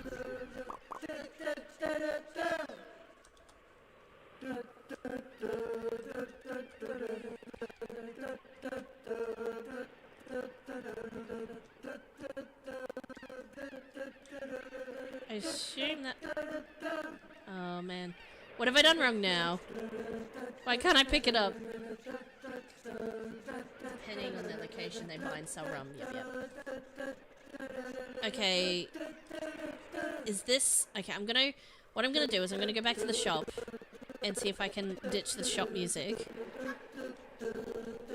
Hopefully that will fix the flag or whatever's not being set for, picking up that, key? It's the key, right, yeah. This should not happen. I'm sorry, I broke the game. You could replay my vote and figure out what it is I did to trigger it. Maybe just because it was lagging a little? I don't know. The key is struck. The key is stuck.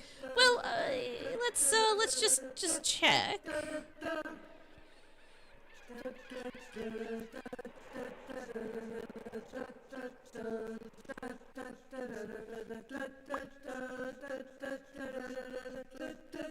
I need some more money. I need more money. I have.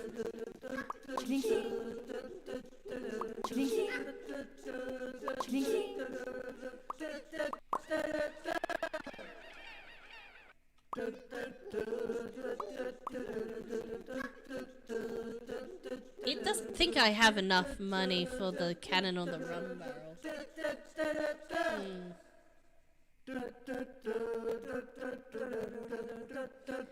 I wonder... Okay, so we repair the ship.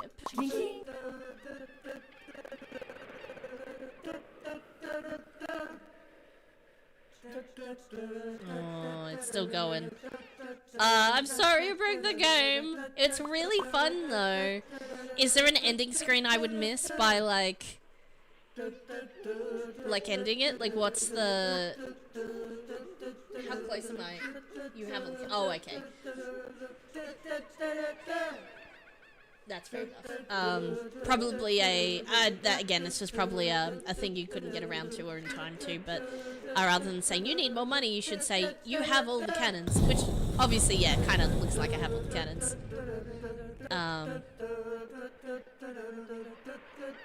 What if I collect another barrel? And then...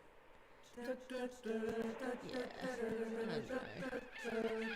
This might be a bit balked. Soz.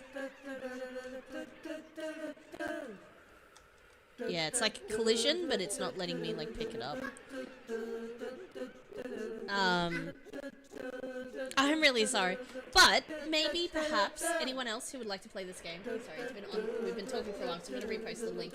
Anyone else who'd like to play this game and find out the ending, I'll definitely play some later off stream to like.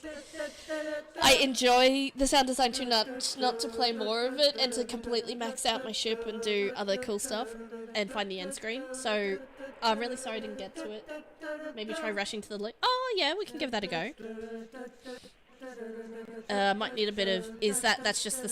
How many keys was I missing? Was that the last key? The loot's in the middle, yeah?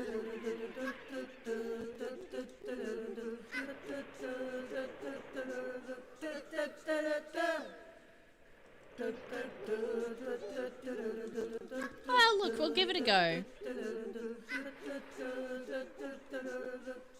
It was the last key. I thought so, because I was assuming that counter at the top was the key.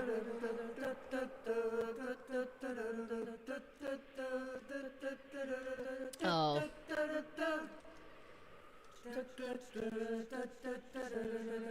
Yeah, I'd have to play the whole thing. Like, I could rush, like, I could replay and rush, and just, like, run and rush to all the keys, but, like, just to see the ending. It just means everybody else has to play it to see the ending. And I will replay it later. Yeah. I have a funny feeling it is because I glitched that shop initially. I think that was the first glitch that happened. I did want to finish it though. I will finish it, but I'll maybe finish it off stream so I can get to some other people's. Because I think a few people are dropping off because it's probably getting late to wherever people are. So we'll close that. Oh, actually, I need that link. Lord of the Rum. Now, obviously, I said a lot of feedback within the game itself, so we already talked about that. Very themey, very fun. So much fun that I kind of didn't want to stop playing, except for that bug, so that kind of sucks. I would have played it all the way through otherwise, for sure. Controls, super simple. Like, for rum, it was nice and convenient. Yes to all the things. Graphics, fantastic. Very well, visually impressive. And very well put together, and just very, very good. I love the Kraken. I love the everything. Everything great for the graphics. Accessibility, fine. Yeah, it has all of the check marks of all of the things. You have the ability to change the volume. Have all of the things. What I say every time, you've got the basics covered essentially. Original, absolutely. I can't even, with the originality of all of the things, I'm just gonna say originality is yes. So we're gonna save that rating, and we're going to write a silly comment because my real comments are in the video. Yeah, I have 150 more games to test. I need to play all of these. Like, what the heck? I've only done, like, you say 150. It's more like 164, because I've only played, like, 5 since this is the 8th game. So 160-something I've got left to go. Because, yeah, I've barely done 10. So I've got a long ways to go if I'm going to play them all, you know? Yes. Where was I? Where's the... here we are. Especially if I'm going to take, like, 45 minutes on each game. You know what I mean? I'm going to play as many as people submit to me. So anyone who is actively, like, looking for people to play the games, I will play them. As many as I can. So I'll try and do... I did the same stream, same time yesterday as I did today. I might try tomorrow to get into an earlier stream slot. So, like... get myself organized so I can stream earlier. So I might try and stream earlier in the day, because this is like the afternoon for me, so I'll try and do it in a morning stream. So I think that is early afternoon for some people. Will be a tough week. Yeah, right? I know, right? Yeah, so I'll try to stream in the afternoon, in the morning, or potentially an evening stream as well later in the week. So we'll see how that happens. I loved the audio so much. Games like this are exactly why I love mouth sounds TM so much.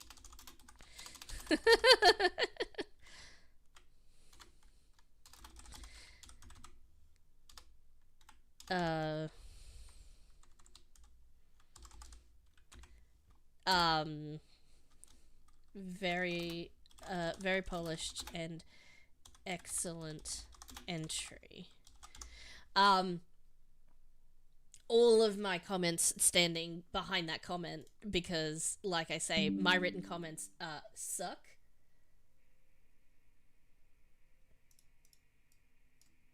No.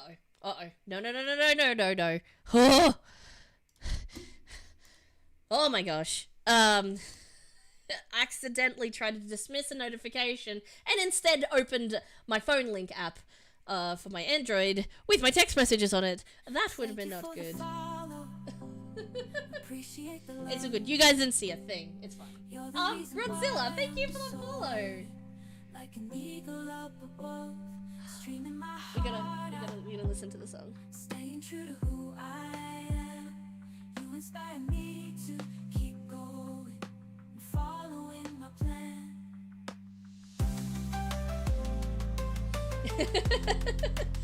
Alright.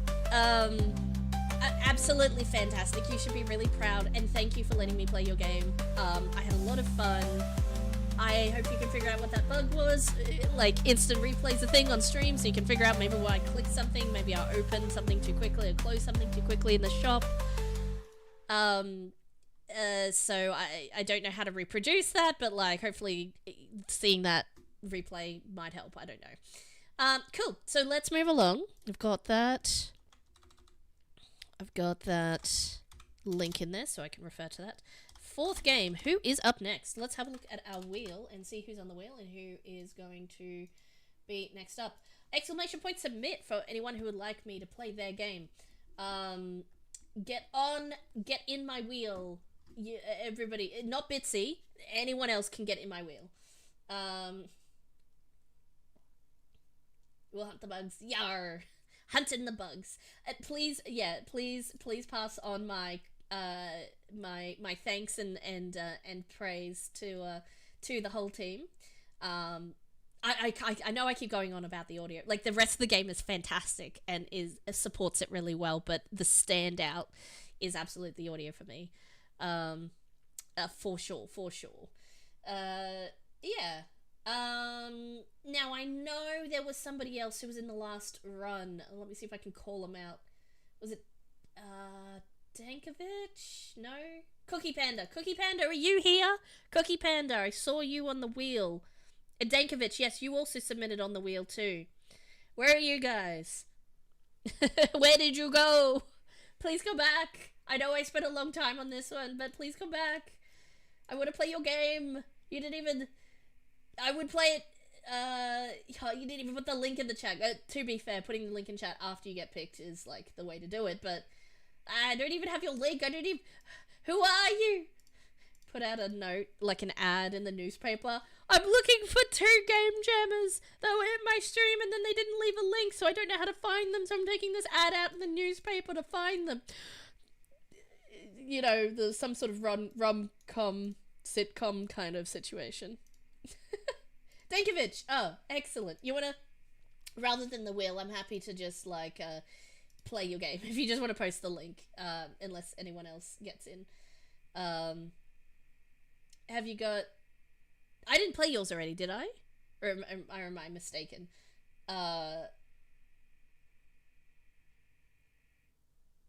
Did I... Let me see. Here's the link. Ah, excellent. Awesome. Yeah, I thought so. It was like, unless you were a co on one of the other ones. Invaders of the Lost Tomb. Ooh. Programming, level art, level modeling, and character modeling, and animation by Danilo Costa Vania. Viana. There we go. You can say words.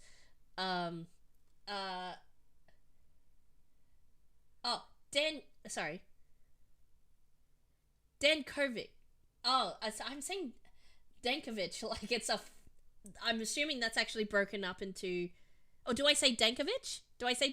Or do you break it up into Dankovich? Because I realize that comes from here and here. That's really interesting, the way you got your username, though. Wow, you did a lot of everything in here. Music by Eric Fraga. Character design and art by S. Gomez. Fonts by Kenny. Oh, yeah, Kenny Assets. Nice. Sound effects by... by Danilo. Kenny and Tiny Worlds. Nice. So... Let's, sorry, I was getting ahead of myself. Let's read the thing. Invaders of the Lost Tomb. Hopefully it doesn't start right away. Ooh. Nice. And you did... Are we the baddies, I think? Are we the baddies for the thing? Yeah, gotcha. Oops, why did I click that? That was bad. Alright. Invaders of the Lost Tomb. Awakened from an eternal slumber, you are the cursed mummy of a mighty pharaoh, once sealed within the sacred depths of your tomb, alongside your most treasured possessions. Your peace is shattered as daring archaeologists disturb your resting place. Driven by greed. Oh no, ads! Okay, I'm going to finish reading the description. Here's what's going to happen. I'm going to finish reading the description before the ads happen. I'm going to wait for the 3 minutes, 2 minutes, whatever it is, for the ads. I will not play the game until the ads are done, and I'm just going to muck around for 3 minutes while we do that. So nothing is important is going to happen in the ads. Just letting everybody know, but we're going to finish reading this real quick before that happens. But the ancient curse prevails. Driven by greed and glory, they seek to claim your artifacts and display them in their museum. But the ancient curse prevails. Revived by the wrath of forgotten gods, you must rise to defend your tomb. Use your supernatural powers, summon spectral forces, and devise devious traps to thwart the relentless invaders. Will you protect your legacy, or will history be rewritten by those who dare to trespass? How to play. Use the mouse, W and S keys, A up and down, left and right, left mouse button or space key to attack, Enter or P to resume the gameplay. Oh no, there's ads. Is there ads? Okay, so we play as the mummy, we run around, and we need to protect the treasure. If they take one of your treasures, knock them down, and stand for a moment near your treasure to return it to its pedestal. Ah, gotcha. They will attack relentlessly, protect your tomb for as long as you can. If they finally take your treasure, the game is over and you'll see your final score. Good luck and protect your tomb. The ad's running? Is Twitch lying to me again? Is ads actually running? It says starting soon. Like, nothing is nothinging right now. I don't know whether I'm still vamping or if ads are going or what. Not for me. You can see it. Dankovic. Fair enough. Cool. Alrighty, right.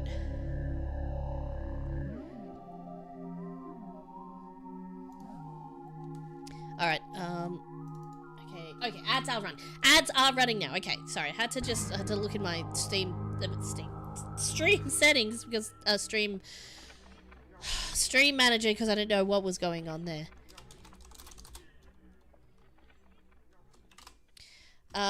Cool, alrighty, minimize that, come back to here, 4th game. I'm going to copy and paste and just do some paperwork while we, that is to say, I'm gonna copy and paste the link to that in my document, so I've got that. Now the ad started, yeah, fair. All good. I am just rambling for 2 minutes. 20 minutes! Whoops, 2 minutes. Alright, to be fair, it is possible for me to ramble for 20 minutes. Heck, it's possible for me to ramble for 2 hours, but like, in a stretch for a thing, you know, 20 minutes is definitely doable for me, but for 2 minutes, I think I can handle 2 minutes pretty well, I think. Speaking of, taking a short break, I'm trying to open my Pocky, and I am not succeeding. Come on. Oh my gosh. I was just gonna say, I'm gonna have a little snack, and then like, the snack said no, actually. The little, like, foil, like, pull things that just don't go, and then I'm stuck forever without my Pocky snack. So I have strawberry flavored Pocky, which is delicious. I think the reason why I like strawberry Pocky, like, those kind of like, you know, the, whatever you call them, Pocky-like things, so they taste like strawberry Dunkaroo, which I used to love as a kid. I don't know if anyone else had that, like Dunkaroos.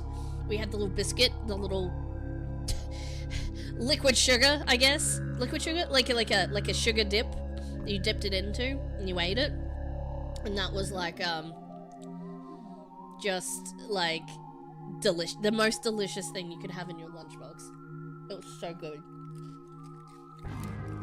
All right, I managed to talk about food for like 2 minutes, so there we go. Ads are ending in about 10 seconds, so wait till they're done, and then we'll continue.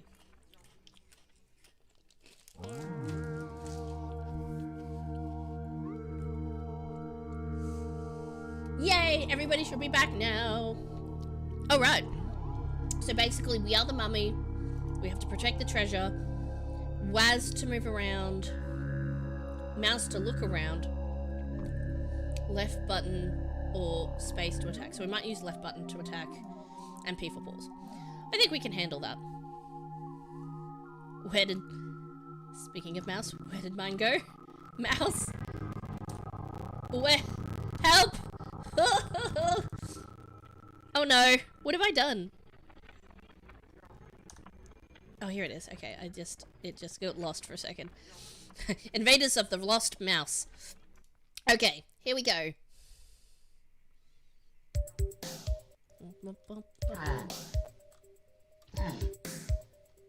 Those are my treasures. Hey! Hey! Oi!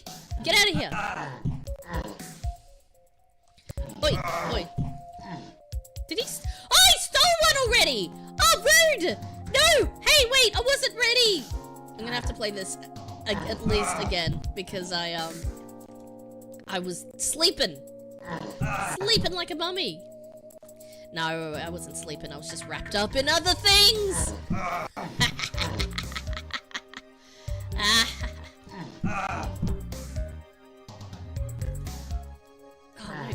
no. Are they like secret agents? Like, are they? They're and do they just look like they have sunglasses on? So they kind of look like a bit like secret agents. Maybe they're just cool dudes. I wish I could take a... Like, I have to be attacking them, but I want to take a good look at the guys. Oh, nice. Hey! Hey! Wait! No! I was looking at you! Just don't take my, don't take my things. Hey!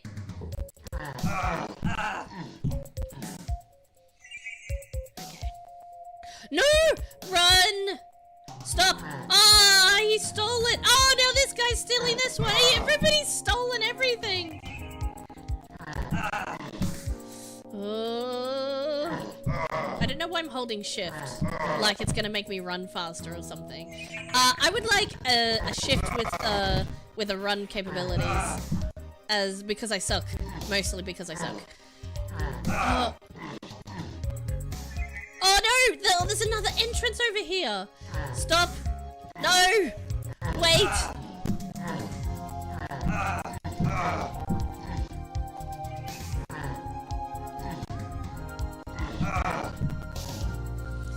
Oh man, I really suck. I've already got one treasure left! And it's being abducted!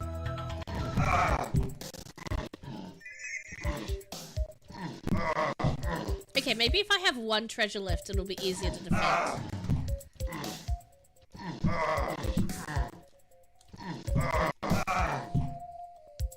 This is why temples only end up with one treasure left. They just like, well, let all the other ones be stolen and then the one treasure that's left, I'll put all of my effort into protecting. That's because that's easier. Oh, man.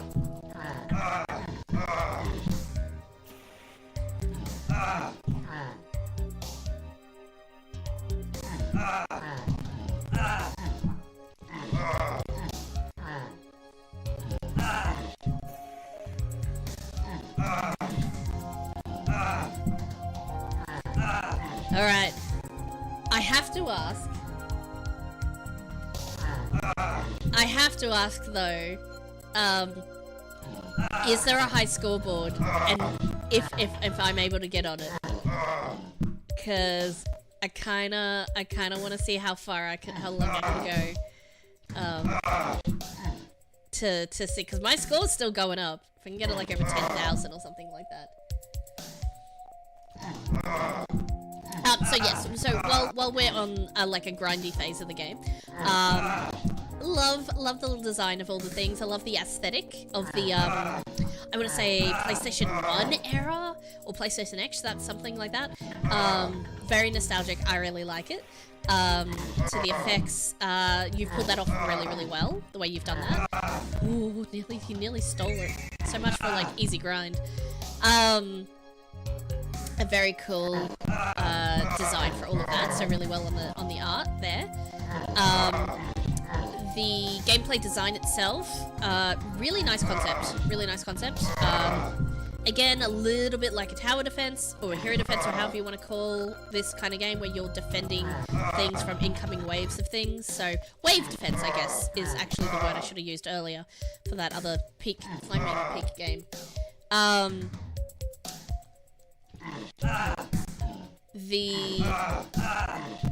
think, did you say that the sounds came from somewhere? Or did you do any, did you or your team do any of the mouth sounds for these ones? Like the ooh, ah, because that would be pretty cool. That's a question. And, oh yes, for the controls. So the one thing I would have liked, actually not necessarily, but like to give me a bit more agency and add some like dynamic extra features to the game. Again, this game is perfectly serviceable for a jam, and it's fully incomplete, but if you wanted to, say, post-jam work or stretch it out, or just even to see if it works, it may not work, is to have and however you need to balance it with the speed, of course, but as something with a stamina, so maybe if it's in, you know, because mummies get tired too. So have a bit of like a, you know, extra power boost, or like whatever mystical name you want to give it, but he has a certain amount of like extra run for short bursts, or even a dash that you can use every so ever many seconds kind of thing. Although I instinctively went to hit shift, even though I'm aware it does nothing. I think it does nothing. But it's not something you can consistently hold down, because otherwise all you're doing is consistently holding down shift. But something that allows... Oh no. Okay, now they're actually making off with it.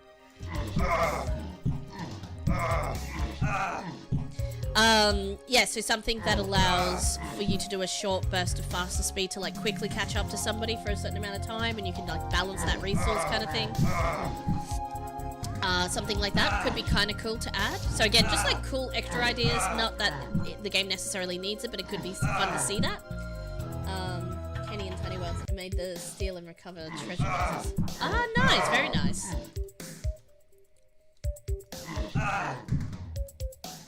Now I kind of want to hear I want to like listen to the... Ah, yeah, the... Oh, come on. No, I need to recover in order to hear the recovery noise. Ah, they stole it. Oh, 14,000. Is there a high score? If there is not a high score, which is fine, because the high score boards are like hard to do. No, not hard to do, as in that is an extra feature you may or may not have had time for, but in jam games specifically, like high score boards don't really mean a lot in like a lot of games nowadays, but like jam games specifically, I know I do, and a lot of other people love a scoreboard in a jam game, especially when it's community votes and stuff like this. I would love if you've got a high score, like a score, give me a high score board. That would be awesome. I don't know how to implement it, but I know in our games and jam games, we do it all the time. That, for me, that's a programmer problem. I just think of the things I want in it, and then I get the things that I want in it. No, I'm a bit spoiled. But fantastic. Excellent entry. Really well done. Oh, anyone who's here, by the way, exclamation point submit to submit your game for me to play next. Please and thank you. While we review and feedback and eat Pocky. But yes, really well done. Really love all of the bits and pieces all together. Just everything. Solid entry, honestly. Just a solid entry with all of that. Oops, I accidentally clicked on one of the links. Kenny! I did Kenny Jam. I did my very first game jam was a Kenny Jam. And they required you to use their assets with minor modifications. And we did... That was my first ever game jam. So I have a lot of nostalgia for Kenny Jam. Like, I haven't done a Kenny Jam since 2021. I haven't done since my first Kenny Jam. I haven't done a Kenny Jam since, but only because I keep wanting to do the Ludum jams and then lots of other jams, and then like the GMTK and a few other ones that I've participated, Bags Jam and Bracky's Jam and other ones. So I keep meaning to go be like, oh yeah, but I feel like not that I've outgrown Kenny Jam, but I feel like I would struggle with the restriction of using Kenny assets for the jam a lot more than when I was first starting out, not really knowing how to do game assets. Like, I had graphic design experience, but I didn't have any game dev or game design experience when I started those few years ago. So I kind of like we kind of entered in that jam because I was like, I'd never done anything like that before, so I didn't know how long it would take me to do things, and it was a two-day jam, like 48-hour jam, so I had no clue what I was doing, and we ended up doing a pretty decent entry, but because we did like a low pressure jam, as in it was low pressure on me as the artist kind of thing, it was a lot easier to get into how to do a jam and how we work together. And then I was able to, like, then we entered into a Ludum jam, and then another Ludum jam, and then another Ludum jam, and then all of the things. So it was a really nice, like, starter jam for me as an artist. But as an artist, again, the Kenny jam is great for people who don't have, like, an artist or a programmer who wants to do a game jam, but, you know, doesn't, you know, whatever, for whatever reason, needs, like, you know, would like to have a jam that has the assets provided, like the Kenny jam. It's a great jam for those guys, but for us, I've kind of outgrown it as a jam for an artist to do. But not very many. Yeah, exactly. So, and yes, they have some great 2D assets. So we did a 2D game for our jam, and has some great 2D assets. But like, again, I think it's a bit too restrictive for me now, or for us now as a team, to do something like a Kenny jam. Although I wouldn't say I would never do another Kenny jam. It's just like I really loved it for what it helped me get into the jam scene, and then I was able to do more ambitious, more open jams and things like that, because those are the ones I enjoy the most, where I can just let loose my creativity and just make some crazy stuff. You know, so, but yeah, Kenny, absolutely fantastic. For assets and all of that cool stuff. So, what was I doing? I need the rating. Yes, I need the rating. Oh, now I got the link. Yes, I have the link already. Now I just need to do the rating. Here we are. So, as I said, expedition, of course. Expedition into a lost temple to retrieve items is such a theme. Excuse me. It was super fun. I had a lot of fun. The controls, again, super simple. You're stuck to the tried and true, tested of the WASD and the mouse, and it worked really well. Like, why reinvent the wheel? Controls, I think, just need to just click and, like, work really well, you know? If you're trying to do something fancy, you're probably doing it wrong. Unless that's the point and it's meant to be a rage game, I guess. But, like, yeah. Simple to understand. Everybody knows them. Controls. As I mentioned, I really love the PSX style graphics and effects that you did. That was really good, really, really good. And also the cohesive theme of the temple, the ancient, the color palette used was really good. Everything tied together really well there. I know you said you used assets for some of the audio and some of that you did yourself. I think you integrated, even the audio you did yourself was really good, but even the assets that you chose to use and the treatment you gave them, or however you picked and mastered that audio stuff, was really good, because it fit into that vibe of PS1 or PSX, whatever, PS1 kind of game. So that worked really well. You integrated the sound really well into the visual elements, I think, and that was really well done. Accessibility, again, I won't go over that every time because everybody has the same basic accessibility stuff. So that was all in there that I noticed. There was no confusing bits. There weren't a lot of menus I had to go and navigate through. Clear and distinct things to do, and it was pretty easy to understand. And originality. Yeah, like Tomb Invader instead of like Tomb Raider or whatever. What was it? Invaders of the Lost Tomb. Like, really good.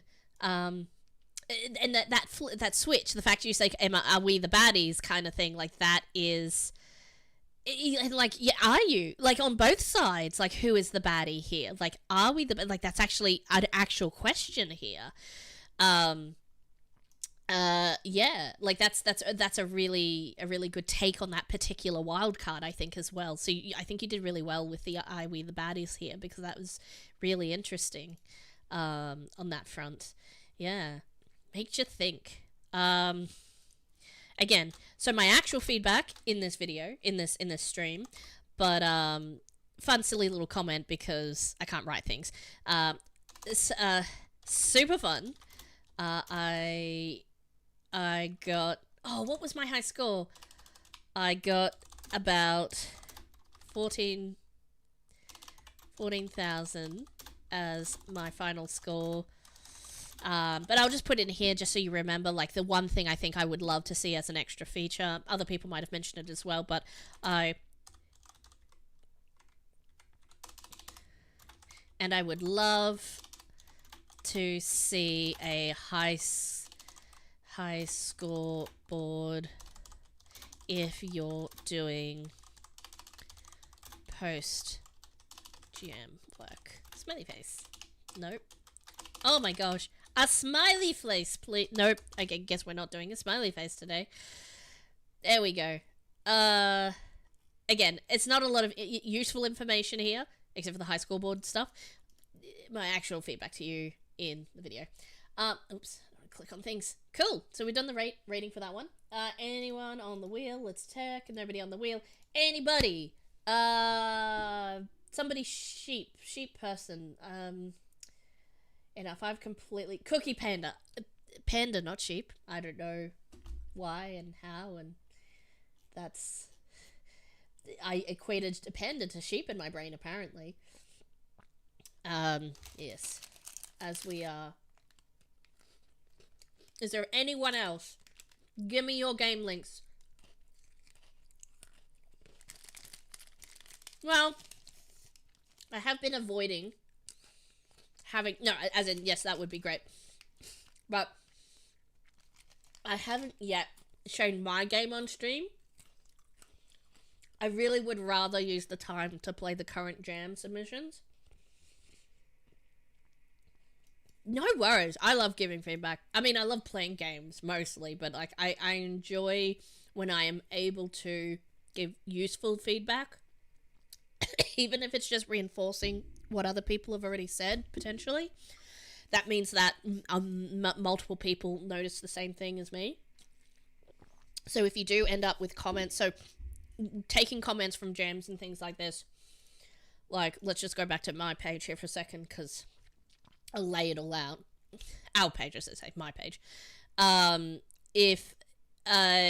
If multiple people mention the same thing, then that's something quite important to address for either a next jam or post jam work. So if a bunch of people said, like, I couldn't figure out the controls, yeah, we didn't put an in-game tutorial in there, we should have done that. Or a little flash up of a, hey, ASW thing to move. Although we do have it in the, at the bottom of the page, like literally WAS to move up and down, but it's not explicit here until you're actually in the game that it runs up and down, and that's something. Let me turn my gamepad on for a second.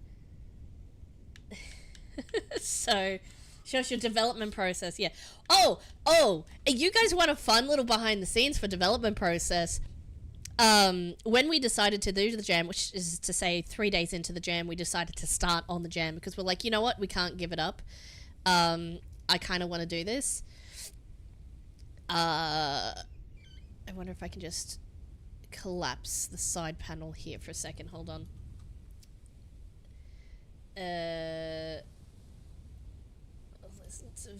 Okay, let me, I should be able to collapse this panel somehow. Nope. Whatever. Not this one. Okay, anyways, this is how I, like, Shane was like, oh, you got an idea? It's like, so I typed it up, and I typed up my idea. It's like, sorry, it's Viking idea. And then I wrote a thing and I was like, nope, it's a puzzle game now. You know, phase 2, phase 3 encounters. So this is how I wrote up the, and I put a spot for Shane's idea and he just writes blip. So Anyway, so it's kind of like a stream of consciousness. I just like pull the idea out of my brain until there's no more bit of the thing, and then I tease it out. I add little bits to it. I find that digital writing down of the ideas, and most people type the ideas up, but there are some people who hand write out ideas because it feels more tactile. That's not a me. I have to go back and edit and tweak and change things. So basically I blurbed out my idea on page, and then I went and I sketched out what the screen would look like. So these are my sketches. And you go, "You're the artist?" And I'm like, "Yes." And it's like, you wouldn't know it based on these sketches. I originally had a sea doggo with some seaweed hair. And like, that's the so I kind of like, this is where a game starts. For those who are like, "Oh, I can't start until it's perfect," like, no, start with something dodgy like this, just to like, if you've got, this helped us, and I'm not saying that I know the be and all and end all of game development, but like, this helped us clarify. Oh my gosh, far out. Odin, hello, thank you for the raid. Yeah, thank you.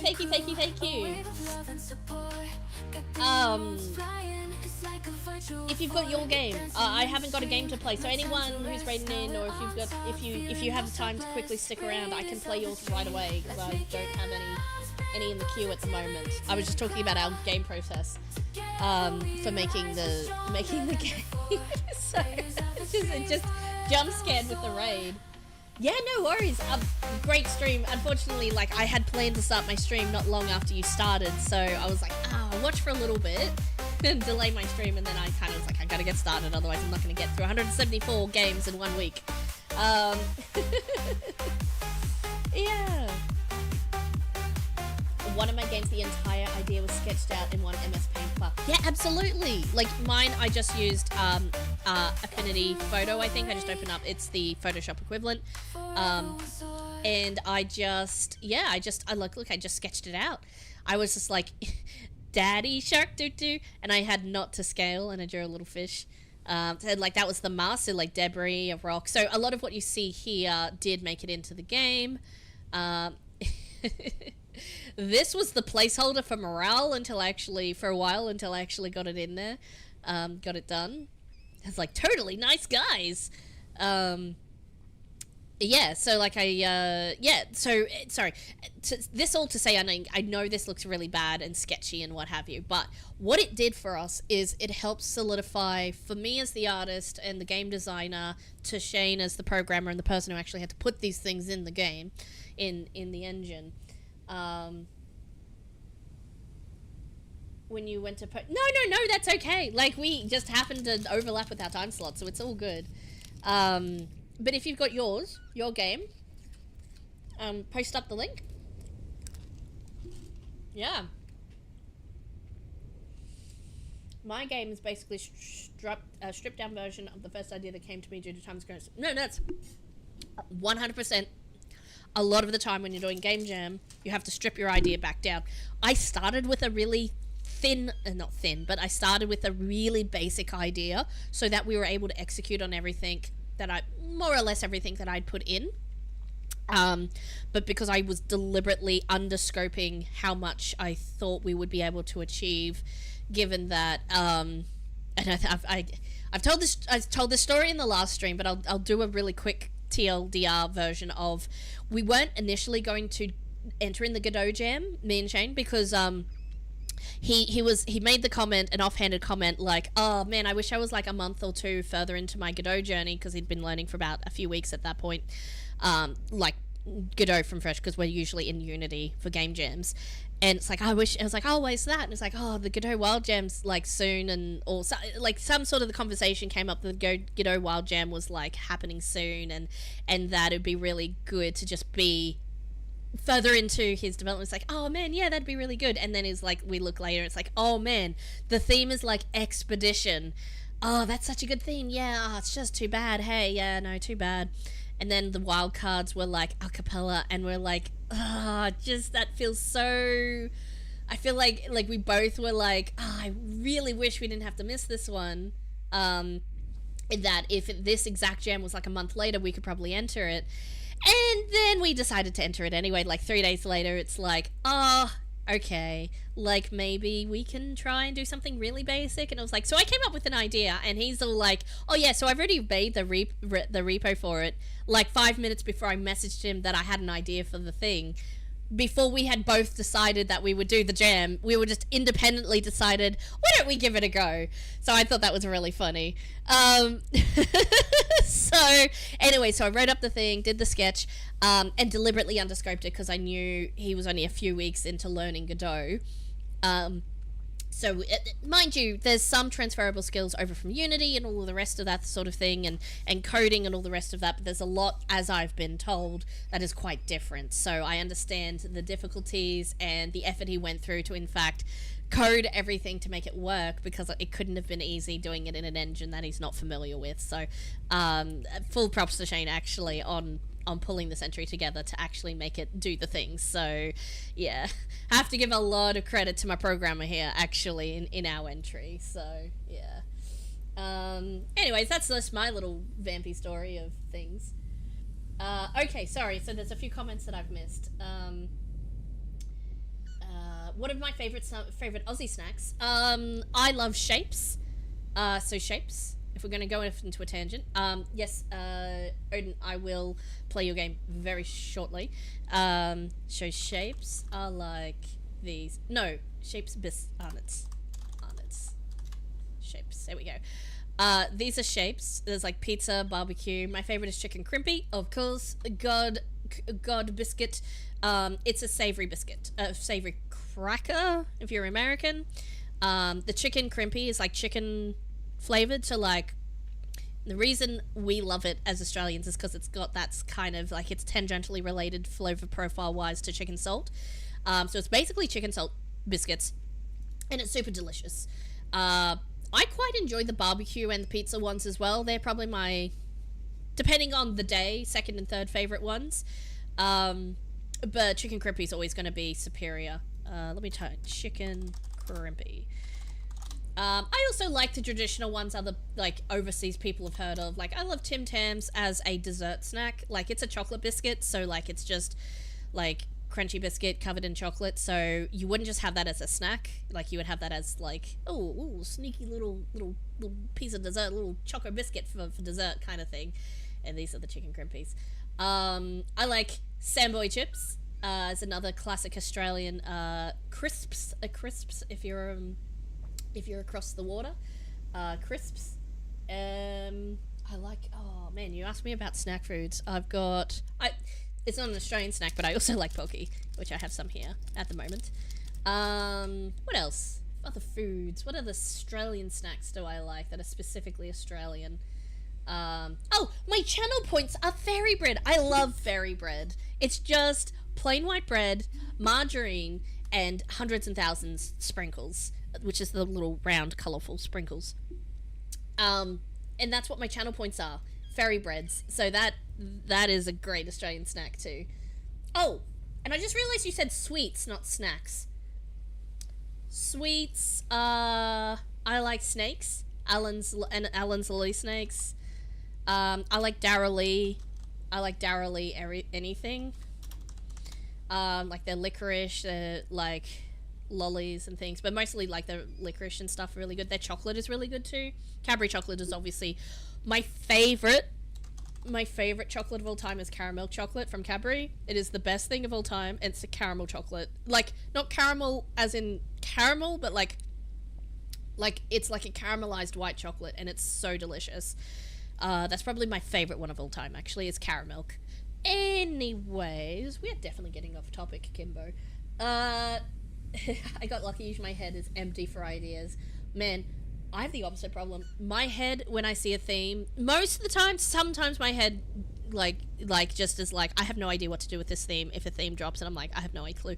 Most of the time, within minutes, if not within half an hour, I've got like 6 ideas. Maybe not fully fleshed ones, but at least, and even for themes that I don't have a lot of ideas for, I usually have 2 or 3 ideas. So yeah, sometimes I get one great idea, and that's like, I can't think of anything else, and it's like, this is it, this is the one. But like, which happened here, I didn't have any ideas except for this one. But I was also aware that there was some, I wanted to scope it down to like limitations, so I didn't allow myself to like scope out too far. So once I came up with a decent basic idea, I was like, stick with that and flesh it out. Would you ever get into the programming side for game dev? So I have a little bit. When I say I don't do the programming, I'm being a little bit standoffish, but I have, I do web coding and things like that. So as by trade, do web design and things like that. So I do know code, I can read code, and I can interpret code when I look at something and figure it out. But I'm not as adept at like writing the code and like putting it together and making the thing in terms of game dev, for which I can do for web dev. So web dev and game dev are obviously very different to each other, but the basic concepts are the same. And that is to say, it's not that I haven't tried my hand at web dev, because I did do a solo jam a little while ago for a visual novel jam, and it's very convenient that the visual novel jam is and I called it fairy bread because it was just me and I could do what I like. Very basic, and I didn't do much styling on the things because I just ran out of time, but like I did, and yeah, ran out of time, didn't even have enough time to do a thing. Anyway, so I vastly underestimated how long it would take to do a full visual novel in the amount of time for the Otome and Josei jam. That being said, I did all of that coding myself, as well as the art, and my friend wrote the story for me. So she wrote a story and fed me the bits of story in a document, and I converted that into a visual novel format.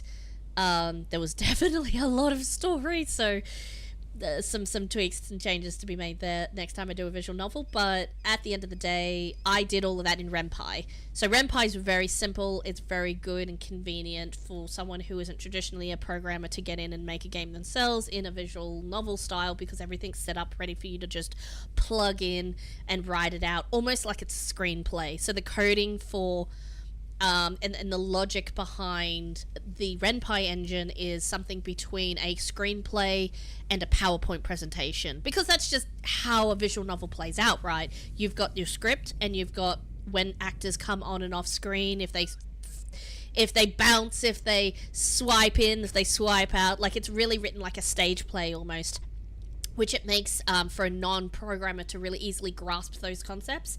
And you are still writing code. Like, it's still got curly... no curly brackets because of Ren'Py, but, like, it's still got, like, it's still got code-like elements in it, and you're learning code without really learning code. You're learning commands, you're learning syntax, but you are... you're just writing it out as it happens, and it's very, very, very easy to understand. So I really, really like that we even have Ren'Py, that it exists as a tool we can use. So I've done a bit of Ren'Py, and I've done a little bit of Unity as well, but I have been thinking at some point down the track to try and actually learn, now that we're sort of potentially switching to Godot, I do want to get in to do some of the programming, or be able to at least be useful in maybe troubleshooting or putting a few bits and pieces in Godot. So I may also start my own Godot journey soon, but I definitely won't be a primary programmer or the programmer for a while until I like really get into it. So the answer to that is yes, but not yet. So yeah, it's not that I can't, it's that I've chosen to focus my efforts elsewhere. But it's definitely a worthwhile endeavor because I still have a lot to learn and to master in like 3D and UV and texture editing and rigging. There are so many different areas that I'm currently stretching my brain out in at the moment, that I've kind of put game dev programming on the back burner until I feel more confident in those other areas, because I do feel like I've still got a lot to learn, even on the artist side of things. So yeah, things like that. Now that I've rambled sufficiently, is Ocean Trail the one you all submitted? Yeah. So me and Shane submitted Ocean Trail. Sorry, that's the oops, why don't I open it over here? Yeah, so look, I'll give you guys a little demo real quick, because I said I promised I would, and I still haven't. Gamepad, come on. Gamepad. Turn on. Turn on. I can just use the mouse and keyboard. Sorry, keyboard. The keyboard or the mouse. In fact, our game is mobile compatible. You can swipe up and down and like tap on the screen to like select the options. So like you can fully play this on mobile as well. Our game. My gamepad is being weird, so we're just going to use mouse and keyboard actually. So we'll do easy mode. We're going to select. So these are the Samboy chips I was talking about before. It's reminiscent of the Samboy packet, but I called them Swamboys to make them different. Let's grab the beach ball, the seashell, the bucket, the sandwich, the chips, and the... I really want to make sure I get at least one of the other encounters, so let's get the bucket of fish too.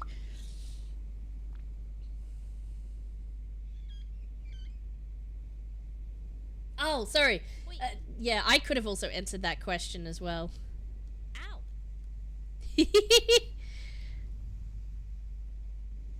Oh yeah, heck yeah. Seals. And they might want a beach ball. I know the answers to all of them, so...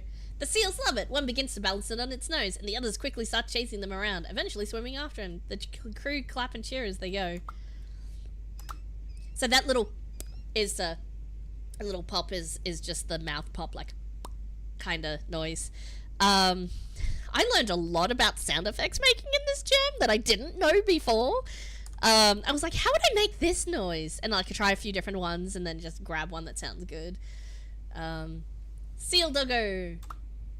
Pick an item. Throw the back of the fish over the side. Let's get out of here. Sorry. Yeah, if you guys want to play our games, it's pinned to the comment. Pinned to the comment at the top of the stream, in the chat. And yeah. Anyways, enough of our game. So I really wanted. There was a good suggestion while I was making the game, to have the ship open its mouth and say "ow" when you run into a rock, and I was like, that was so good. We put it in at like the 11th hour and added that in as an animation and sound where it goes, ow, hey, hoi, watch it, hoi, and like, you know, stuff like that. Those encounters took me by surprise the first time. Yeah, and they're supposed to be like, whoa, what the heck? And then you're like, oh, it's an encounter. Yeah. I really expect people that took the acapella wildcard. Me too. I love games that do like mouth sounds. It's like my favorite thing. All right, sorry. I'm so sorry. Odin, we're going to play your game now. Like, I have very much been going on and on forever. Absolutely, Runcade. I don't know how many people if there's anyone else in the queue. You can be next up. There's no one else in the queue at the moment, so you can be next up. Oh yes, so I've known Shane since forever, basically middle school. Yeah, we went to school together. So we've been friends since forever. But we only recently decided to start working on game jams together since like 4 years ago. Only 4 years, it feels like 1,000 years ago. Like, I'm old, yes. So yeah, no, we're friends. We individually just happen to have a set of skills that, like, he'd been doing a few game jams prior, like solo, and once with a couple of other of his friends as well, but didn't really work to varying degrees of success. But was mostly doing solo jams and was like saying, oh yeah, I did this thing. I was like, wow, that's so cool. And he's like, yeah, I wish I had better art in this. I'm not great at the art kind of thing. And I'm like, well, I could do that. Can I, like, not to be presumptuous, but would you like me on your team for the next jam? And he's like, yeah. And then the rest is history, and we've been doing game jams ever since. So, yeah. It was just really good, because this doesn't always happen. And it's not something you can, like, plan for or cultivate. But we just happen to work really well together in a professional sense. That We just knew how to communicate. We knew how to get our ideas across. We knew how to like compromise. We knew how to organize tasks. Because both of us have jobs where we have to be highly organized, and like, because he's a coder in his real life job as well. So he's all about Trello boards and things, and like organization. And in my job, I'm all about like project completion and project management and things like that. And which is he does a lot of that as well in his job. So like, from our various work experiences, we just knew what the go was without actually having to tell each other, here's how we should organize the things. Like, that's a really hard skill to learn and to be good at, is project management and working in a group. And we both have a lot of experience doing that individually. So when we got together and started, like it was a little bit of like figuring out where the lines are, and like a little bit of like gelling, you know, had to take place. But it was, honestly, it just sort of happened. It was really good. Yeah. Anyway, so IRL person was the short answer to that very long answer. Now which version? I need the Windows version. There we go. I can figure it out. Come on, come on, come on. Let's go, let's go, let's go. Come on.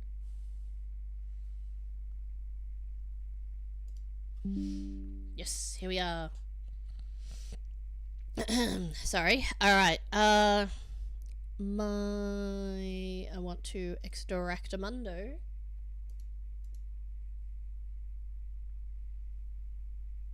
Alright. Yes, Dragonfly. Here we go. Apologies that I was waffling on for so long. Where did the game go? Which screen will it be on? Here we are. Credits. Oops. Whoops. Uh-oh. What? Uh-oh.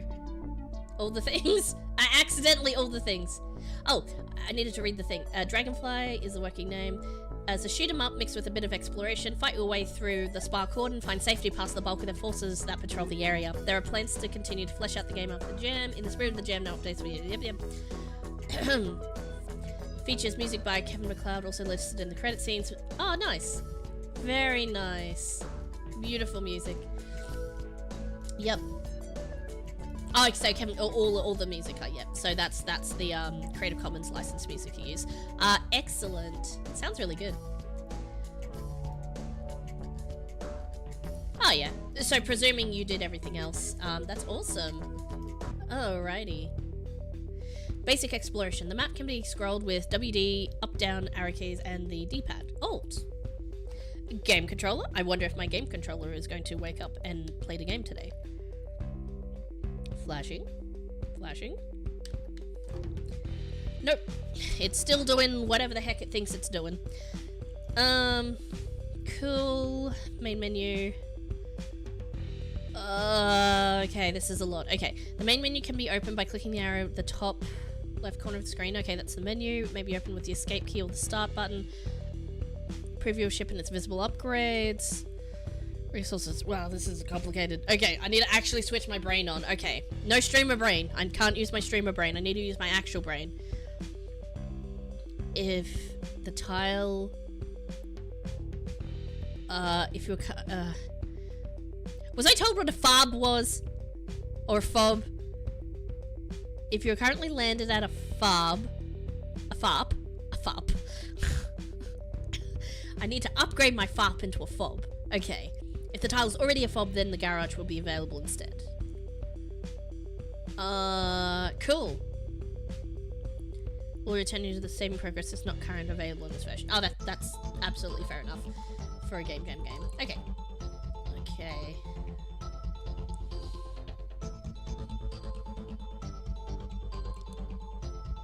Fight your way into another cell. The red will show you path and its final destination. Hidden cells. If combat fails, you should have cell. It was in before combat. Automatically set up a farp after the day's combat is done. A special tiles denoted by bright green backing in the tent icon with unlocking gems.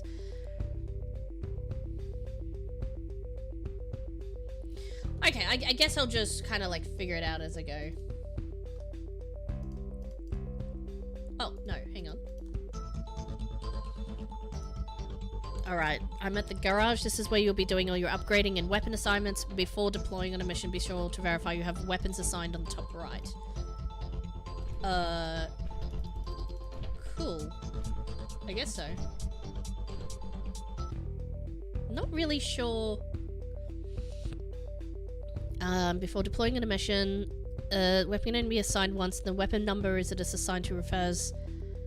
Oh, okay, so 1, 2, 3, 4, 5. Okay, yep, so I can put my hands on 1, 2, 3, 4, 5, mouse on the rest. Or arrow keys. Do I use my mouse as well? Oh my gosh. Okay. Shield integrity increases by 5 the amount of times you can hit per fight. Each... Oh. Oh, yeah, oh, scrolling the mouse, just dismiss the thing. Hang on. Each column represents a specific weapon. Oh, I see. So it's just telling me about the different weapons and where they are. Okay, that's fair. Move the ship with WASD. So WASD, 1, 2, 3, 4, 5.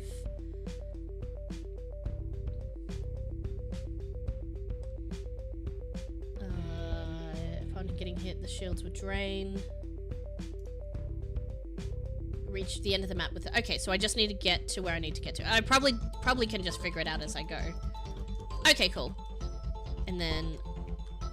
Okay, so I've got 1. So I can use my... Oh, yeah, so I can put the mouse away and I can just use numlock for the thing. Okay, that's actually not too bad.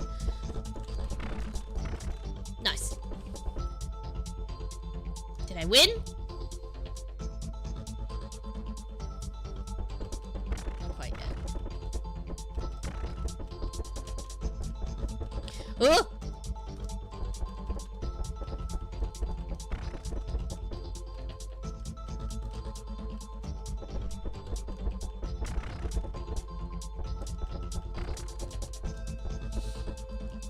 Oh, there's more of them. Oh, man. Man, I don't have a lot of health left, I think. I got hit a couple of times. No worries, Dankovic. See you later. Thank you for joining us, and thank you for letting me play your game. Okay, so that's automatically going to convert into a something. Oh, I should have definitely, like, upgraded some weapons or something. Oh, well. I need to buy some more weapons. Up! Out! Out! I did get ship repair, so that's nice. That's nice. Well, they all shoot at the same time, so that is definitely probably why I went down in health a lot, because they all shot at the same time. Ooh. Uh-oh. Okay, so I returned to the square. It's not fully game over when that happens, so... I don't have enough something to do something, I presume.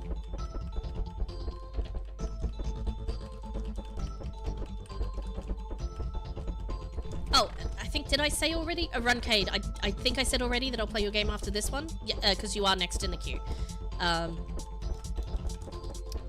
Apologies, it was so long since then because I just talk and talk and talk. And that's just what happens.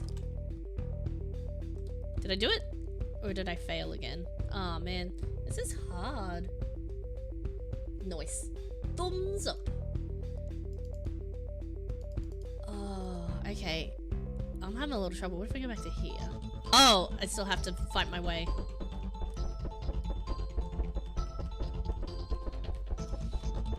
I know I'm going backwards, but I want to see if there's anything I can buy at home base. Ow.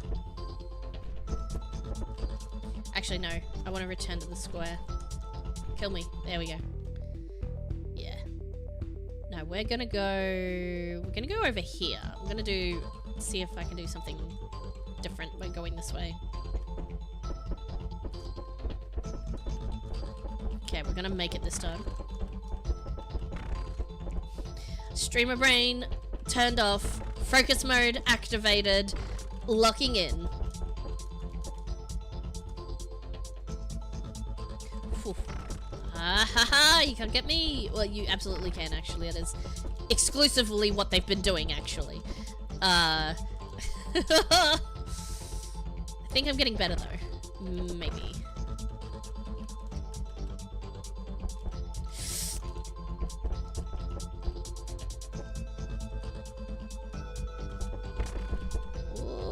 Okay. Once I get hit once, it all sort of goes downhill really quickly from there. Did I win?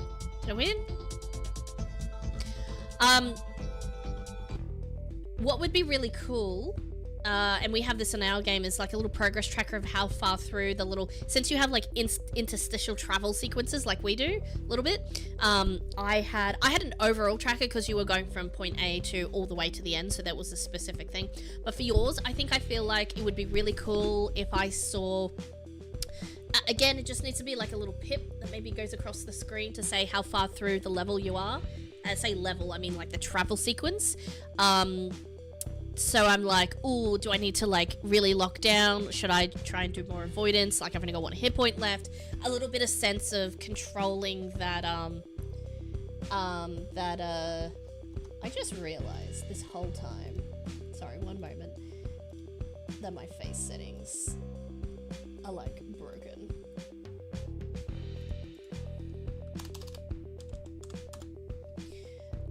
I'm really annoyed that the IP address keeps changing. I need to fix that. The weapon is automatic if you hold it. Oh, okay, that's fine. I don't mind spam clicking either. Oh, true, I could add it to the status bar so everything is in one place. Oh, what bit did I say about that one? Is that about the journey tracker, or?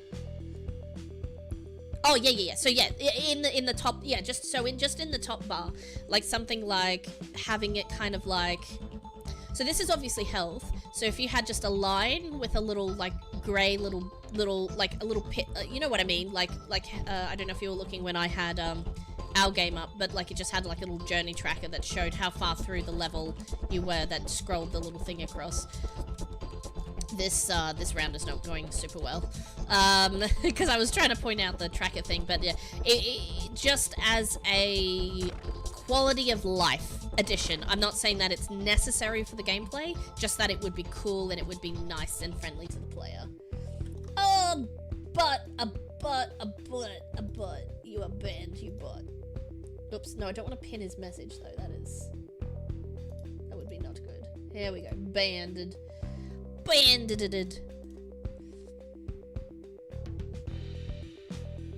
What's actually worth seeing in Australia if you're a tourist? Honestly, the beaches are good, but like, don't go to like the Gold Coast or whatever. Go to like north, the Sunshine Coast beaches are really good. In that sort of area. I've done a bit of touristy things in Queensland in specific. Like if you want to get the experience, Queensland, bias because I'm from Queensland. Queensland is a good place to go. It depends what it is you want to experience. If you want some great coffee, it's Melbourne. But you can get good coffee pretty much most places that are like not a, like just a little hole-in-the-wall coffee shop. Most of those coffee shops, if they've been around for a while, know how to do their coffee. So you could go pretty much anywhere for coffee, but if you want to be like hoity-toity and like the bee's knees coffee, Melbourne is the place to go.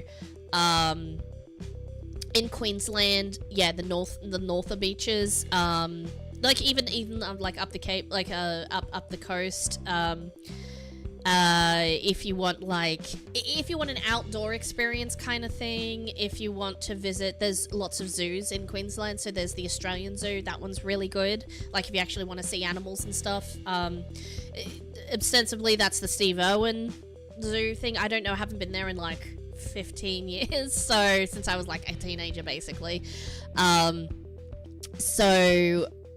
There's that. I think that zoo's still pretty good, at least it was last time I went. It's got some really good, if you want to see like animals and stuff like that, and that is absolutely where you should see the Australian animals. You shouldn't be trying to interact with them in the wild, absolutely. So if you want to see them up and close and things, the Australian Zoo in Queensland is really good. Look, I say as a tourist, but like I like going, like if I'm doing like fun holiday things, as a holiday thing, what I like to do is I like going to the theme parks on the Gold Coast. Now, I say you shouldn't go to the beaches on the Gold Coast because they're like crowded and annoying and they're full of people and stuff. But the theme parks like Wet and Wild World and Movie World and Dream World, I think they're really cool. So they're worth going to for a day, like book a day or so, or like book a few days to like go to, like, I think they have like a triple park pass or something like that. So theme park, you know, definitely worth it, I think, as a person who enjoys theme parks. Movie World's really fun. Like, I can only think of summertime activities because that's usually when we travel for over the Christmas holidays and things like that. So, like holiday destinations. Yeah, like beaches, honestly, like, I do like the beach. They are good. They're good beaches. Like, I don't know. It depends what you want to see. Like, if you just want to see, like, ooh, it's in the Opera House. Like, I've never seen the Sydney Opera House. I can see it on the picture if I want to look at it. But, like, I don't know. It depends on the experience you want to have. I should be talking while I'm playing, actually. But, like, yeah, it all depends on what... yeah, there we go. It all depends what it is you want to... If you want a cultural experience, if you want a wildlife or, like, an outdoorsy experience, if you want to swim, if you want to... if you want to, like... yeah, it just depends what you want to do. If you want food, like, you can get good food anywhere. Pretty much. If you're on the coast, you can get some of the best fish and chips you have ever had in your life. Yeah, definitely only get fish when you're on the coast, hey. The further inland you go, the further that fish had to travel, you know what I mean? But honestly, like, yeah, just go to, like, small towns. Like, if you just want, like, a local experience of, like, people, like, go to a small town. Go to, like, a rural town, like my town. Like, we're an oil and gas town, so, like, our thing is, like, that way themed. I just was gonna say our attraction, but, like, that docks me probably. It's that small. But, like, go to just, like, pick, I don't know, you probably wouldn't know what the small towns are, but, like, yeah, just, like, if it depends. It depends. Like, honestly, if I had to pick a capital city for one person to go, like, I would pick, if you just wanted to experience Australia's, like, urban, like, good urban, and you don't want to, you know, and you want to feel, like, lovely and safe and welcomed and stuff, Brisbane is really good. They've got some really nice museums. They've got a performing arts centre, like, to see shows and stuff like that, like, honestly. They've got, like, South Bank, which has, like, man, this is getting hard. They've got a lot of good, things to do in Brisbane and, like, touristy kind of places. So South Bank is a good place to go, in Brisbane. It just has a bunch of things there, and lots of things usually happening, especially in tourist seasons and stuff. Like, they just have events and things in the like, nice grassy green area and stuff. Yeah, like, I don't know. I don't know what it is tourists necessarily, like, I presume that you want to see animals and wildlife and stuff, but beyond that, I don't know what you guys want to see, like, you know. But if you just want to experience, like, what it's like to be here, just, like, yeah, either a small town or, like, or something like that. I don't know. Real Australians, I don't know. I died again. Oh my gosh, this is hard. This is hard, you guys.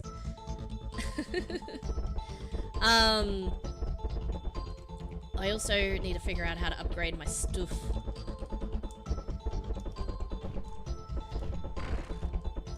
Yeah, I don't know. Does that answer the question? Have I answered the question in 1,000 words or more? I feel like I have. I always struggled in school. Like, I was consistently, especially at uni, consistently having to figure out how to cut down my assignment into the word limit. Because I was like, oh, I need to explain this, but I also need to this, and for context, this part is important. So that actually, yeah, that is actually a thing. Okay. Oh, whoops, I didn't mean to click on that one there.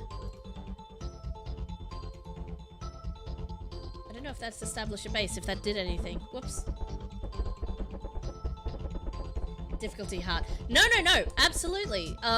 You are well within your rights to decide how difficult your game is. Some people might say, oh, it's too hard, I can't complete it, it's not fair, like, it's not possible, but, like, this feels difficult enough that it is difficult to achieve, but not impossible, and then I think I could get it if I just did it a few more times and got the hang of it. Like, I can do it, I can get it done kind of thing. Also, if it's like defeat all the guys that spawn as the level finisher, that is the alternative. So if it's not a journey tracker and more of a enemies defeated, it starts at 30, you eventually bring them in and you eventually defeat them. If that's if it's not a distance but an amount of enemies defeated, that is also good to like have that instead of the journey tracker, if that makes sense. Sorry, if that's part of the thing. Okay, I need a really quick tutorial. How do I buy weapons again?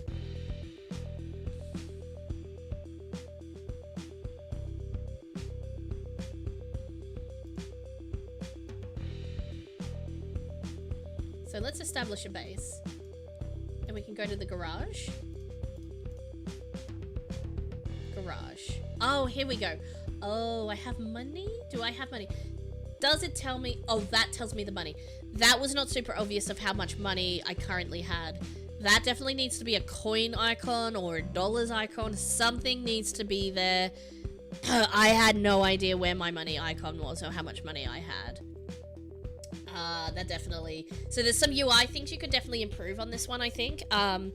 Just in terms of interaction design. I love the art. I love your drawings of the plane, all of the things. So all of that's good.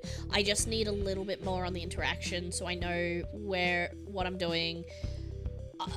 When I tell you that it was information dump on the first several screens, and I like that you gave me the ability to bring back the how to play, because I definitely needed that.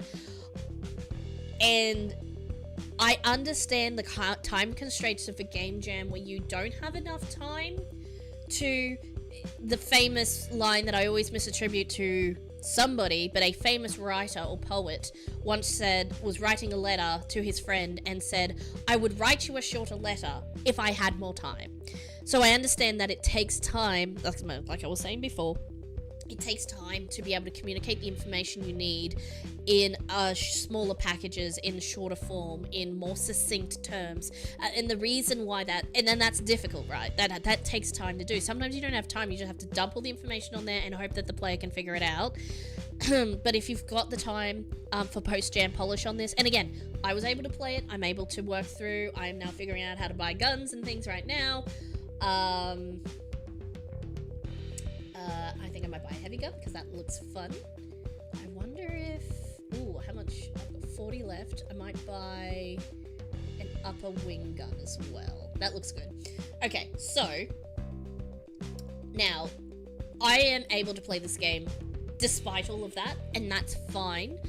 What I'm talking about are quality of life and making it feel nicer, to make it feel good and intuitive to play your game. So... All of that being said, it doesn't stop people from playing your game, but it does improve the enjoyment of your game if you can add those sorts of things in, if that makes sense. Yeah. I'm gonna try to do sometimes try and break games and things like that, but I hope that is helpful and detailed. When I say I'm still learning art, I'm still learning audio, I'm still learning programming, the one thing I feel like, and I went to uni for this, so I'm just trying to say my qualifications here to say, look, what do you know? The one thing I do have a lot of experience in, and this happens a lot in web design as well, which is more my bread and butter of where I'm coming from. But in terms, and I also play a lot of games. Like I've been playing games since I could read. And that is to say, like, distinct memories of using a DOS computer and learning to type in DOS commands to run Commander Keen, you know, back in the day. Oops, I forgot to shoot. So when I say I've played a lot of games, right? So my qualifications, but I did interactive and visual design as my uni degree, and I feel like I have a lot of experience doing interaction design, maybe a bit of, like, also specifically use UI and things like that, but that is only one small part of the user interaction design. So when you talk about user experience, that is something I have a lot of experience in, specifically. So everything else you can take with a grain of salt, I suppose, but... And, like, I might not be right a lot of the time anyway. There are some things where I say, oh, it'd be really nice if you did this thing. And you go, well, we couldn't put that in because that would stop this from doing this. And maybe I haven't thought it all the way through. But, like, the thing that I bring up in the first place, my initial thoughts on the thing is, like, something about this either doesn't feel right or feels like it could be improved. So I say this with all the love in my heart to say, I love this, but it could be even better. And that's what any of the feedback that I give to people today and previously and all of and in the future is that is exactly what I mean, is that all I want is for you to have a cooler game. Like, I'm not necessarily nitpicking for the sake of it, although when I need to try and give feedback for a game that is so polished and fantastic, I find it difficult to find anything that could possibly be improved upon. But nobody's perfect as well. So usually I have to scrape the bottom of the barrel for those ones. But for this one, it's a solid game. You've got good gameplay. You've got a great gameplay loop. Honestly, I would keep playing this forever and ever until I got all the upgrades and things and stuff. Like, that's just the kind of gamer I am. I'm a bit of a completionist, and I love when you give me lots of complicated, interesting things. But on the other hand, oh boy, that tutorial of a tutorial was a lot, and I don't have immediately on hand on how you could improve that. Just know that I think it could be improved. And the wall of text approach is just a way to go about it, but I think there's a better way, if that makes sense. Like, if you had more time, you probably could have introduced mechanics piece by piece, get the player to, like, do and understand. Like, leading them by a nose a little bit is tutorials that some people hate.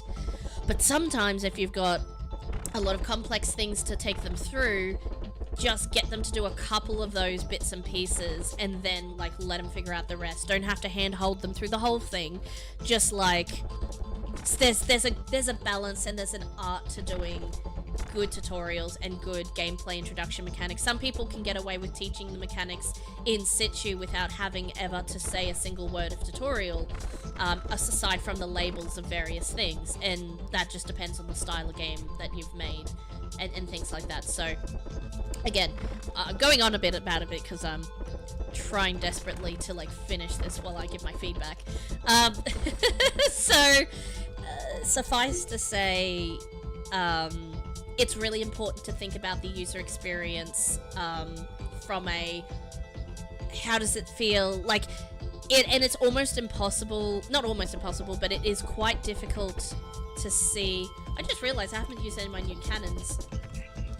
Do I have to assign my cannons to somewhere that I bought? I think I probably do. Let me have a look at this. You have tutorial level plan. Yeah, exactly. So I understand that a lot of what I'm saying and a lot of things and feedback people give to people in game jams are like, yeah, I would have done that, but I ran out of time. The tagline for every jam should be, I would have, but there was no time. Like, that's the tagline for every jam, right? That being said, I give my feedback in the theoretical universe where you would do post-jam work or work on improve on it, but in the practical sense that even if you never come back to this game, and a lot of people don't, game jam games are for the purpose of learning and growing and learning, figuring out things, how to do things, but the feedback you get where you theoretically would have done something, when you go to do the new jam that has maybe some elements similar to this one, you go, last time there was people who were like, I don't like that wall of text, that's horrid, I'm not reading that. The I'm not reading that effect, people do that for, like, the basic tutorials too, like the really simple one paragraph, one liners.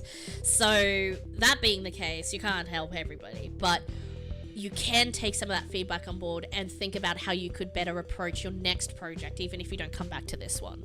So all of that is helpful in the whole process of the design and things like that. So I'm going to establish a base, go to the garage. And I see now here I have to assign my weapons to the slots. So it is, in fact, there. I just forgot that was one of the many things that I read and did not absorb at all. There's another streamer who played my games before, Vicfro, and he's the reason why I design my games around the player reading as little as possible. Yes, and I agree. That's a good thing. Sometimes it's unavoidable, and sometimes, like, with our reading ones, so for the game we designed, it was about scenarios and reading the fun little story about what happens when, oh, you found a flock of seagulls, blah, blah, blah. Very much old school DOS game, adventure game kind of, little homage there. But like in an action game like this, yeah, like I need to see what my things are, and you can't turn everything into an icon. Sometimes things just need labels. Thank you, Muchly. Absolutely. But on the other hand, man, that tutorial was a slog. It's a great game that has a reading paywall, so to speak. You know what I mean? Like, you gotta read this if you want to play the game. Like, yeah, I've been figuring out the bits that I've missed along the way, but on the other hand, I think,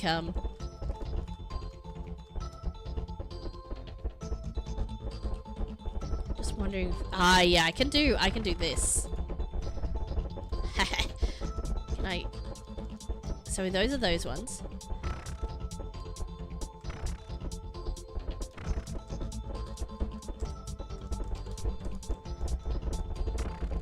So I'm pretty sure I'm shooting all three of my guns at the same time, which is fantastic. I love this. Don't fix it. I don't care if it's a bug. Don't fix it. I like it. Firing all my lasers. Oh, actually, that makes sense because my my guns do need to recharge eventually, but not if they can't find me first. Oh, recharge, reload, whatever you want to call it. This is fun. A reading paywall. Oh, it is. I don't know. It's like you must have read all of these things to play. Like, yeah, it's the wall of text tax. Like, and you know, I won't go on about it because you know what I'm saying. And if you had more time, you would have done the tutorial level. You just had to, like, I gotta tell them how to play. Like, I got no time. I just gotta throw that in. Tutorials always get, like, thought of last. And that's absolutely fair and reasonable. And I would agree, like, even sounds, it's sometimes take a back seat, like, because they're polish. It's bits of polish. Tutorials and sound, as much as we like to think it's integral, it is polish in a game jam. Because you're not sending this to random people to play. You're sending this to at the minimum, other game developers, if not actual other programmers, who inevitably are gamers themselves. So the target audience for this, you can presume a little bit more assumed knowledge for the most part. I'm not saying that's necessarily the case across the board, because your artist might not be a gamer, although I find it, you know, like, I feel like if you're participating in game jams, I feel like you do play some level of games. Like, I don't want to presume anyone's business, but I feel like that more often than not, you'll find that is the case. But that all being said, you can have a level of presumed knowledge much higher than if you were trying to release a game on Steam. But you should still be thinking about these things, is the moral to that story kind of thing. You should definitely be, like, not relying on the player's prior knowledge, except insofar as, like, controls are standard, and you still tell them the controls in the how to play anyway. Like, at some point, it's going to be, you can't baby handhold them through everything, but, like, you should be thinking about, what if somebody's never played a game before in their entire life and wants to play your game if you release it? Like, your actual, like, you're working on your magnum opus and you want to release it and that sort of thing. Like, those are the things you should be working towards developing. Like, I can't express how much user interaction is the biggest part of making a game. And that feeds into, and the most important part is probably, is it fun? But that's such a nebulous thing to capture. The best you can do is put in the pieces as best as possible, and then, like, play and see if it is fun. And sometimes the is it fun factor relies a lot on the UI and how it feels to play, as well as whatever mechanic and design you've made. So, it all goes hand in hand. Any game could be anyone's first game. That's exactly right. It's less likely to be the case nowadays, and a lot of people's first games are going to be some sort of child education game now that, like, we've been in the technology age for a while now. But yeah, like, my first game was, like, Commander Keen, Duke Nukem. Like, actually, my very first game was probably some sort of, like, spelling game. I think it was some frog spelling game where you had to, like, spell, like, you had to type the letters or say, or choose the word, I think. I don't know. Edutainment games are going to be a lot of people's first games, and that'll teach them some basic skills and things like that. But nowadays, a lot of, like, kids' first games are going to be, like, iPad and touch games and things like that.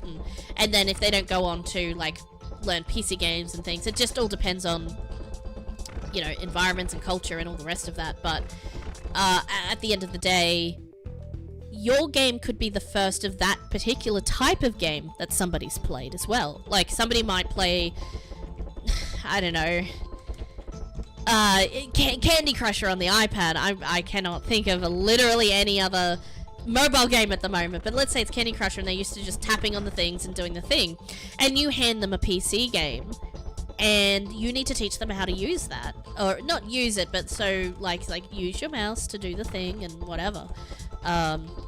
Again, I'm not saying every game needs to do this, but if you use conventions so that everybody who's played a game before can easily pick it up, and then have a little, hey, hit here if you want to know how to play, like, give them the option to learn and enjoy your game. So, anyways, that all being the case, your controls are intuitive. There's nothing wrong with, like, me having skipped that wall of text and just clicking around and figuring it out. Your gameplay mechanics is what requires a tutorial level, not the controls. So make sure it's a mechanics first led tutorial rather than click here, press B. Like, yeah, have that as part of the tutorial, but, like, think about your tutorial in terms of the user experience and what they would actually do in the level, not breaking down necessarily what buttons do what, because people mistake how to play and as for controls, and that's probably a mistake. Sometimes. Depends on the game. Anyways, I have rambled forever. Oh, but I'm so close. I reckon, guys, we will push through and we can get to the end of this, yeah? Do you believe in me? Yeah, wait, later. It was probably 6 hours before the deadline when I made the tutorial. Yep. No, and that's fair enough. And like I said, I 100% presumed that. And that doesn't mean you didn't have a great entry. It just means that you didn't have as much time to do the tutorial as you would have liked. But as long as you're aware that that's like, oh yeah, next time, if I have more time, I'll do this. But sometimes the tutorial always gets by the wayside. And that happens too. You just gotta, like, acknowledge that and go, yeah, there's a lot of things we could have done. But, like, the more you practice, the faster you get at things as well. So the more you do your coding, the more you do your art, the faster you get at it. Like, I took so long making my pixel art because of my first freehand pixel art game. Like, I say freehand, that is to say not a Kenny Jam where I just traced over recolored the assets or used the assets they provided because that was required. This is the first time I had to design my 2D pixel art things and draw them and make them look like things. And I was like, how do they do it? Like, I know how a seal looks, but how do I make a seal look good in, like, 10 by 10 pixels, you know? Like, it's hard. It's not an easy thing. And I say hard, it is a skill I am not used to doing. And once, like, I did my first asset and it looked like, okay, like, fine, I guess. And it was the boat. I did the boat first, of course I did, because I was like, okay, you need a boat, get the level design started. And then I did a rock, and then I did a fin, and then I redid my rock, and I redid my fin, and then I did my ship's mast, and then I did more things, and I was like, oh, like something clicked and I like figured out, and then I got faster at it and I got better at it and went back and redid my boat way better. Like in between the creating of like, I want to say 5 to 6 assets, I had practiced enough, or I had played around with the pixels enough, I guess, or whatever it is we want to call it, to like have something click that made me go, okay, I'm gonna do kind of this style for the shading and the highlights and things like that. So yeah, absolutely. You didn't tutorialize how to get money, but I assume that it's just shooting the guys. I assume that's money. And if that is also the case, you should definitely have your money counter also on that screen, so I get to see. You don't actually need to tutorialize how to get money. If you have the counter, this is how you teach people in game, by the way. Just one very small example is like you have the counter in the top left that has money icon or dollars icon or pounds or simoleons or whatever it is you want to have as your gold coins, whatever. Have that, have the number, and have that number go up when you kill an enemy, whatever the amount of money is. And if that's not how you make money, then apologies. But that would be a good way to tell people without telling people. People go, oh, money goes up when kill baddie. Oh, nice. I'll kill more baddies to get more money. Like, that's an excellent example of how to teach people. So, yeah. You keep what you kill every time. Nice, and that's very generous. You are very generous, given that this could be such an arduous slog, especially the combat part is, I wouldn't say insanely difficult, but decently difficult. So I wouldn't adjust the difficulty. I think it's good where it is, although starting off easy and getting harder, which I think it is at the moment. I think that's fine. You could start and ramp up slower. Yeah, you can always twiddle those numbers however you want, but I think at the moment it's just fine as it is. So we're gonna add some missiles. How much? I can add missiles to both of these. I think that would be really cool. Yeah. Oh wait, can I not have missiles in both? Huh. Oh! Oh, I can have multiple. Oh, I see. I understand.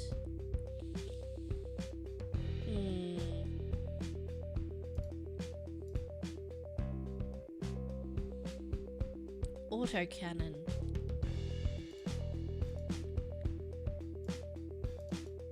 Huh.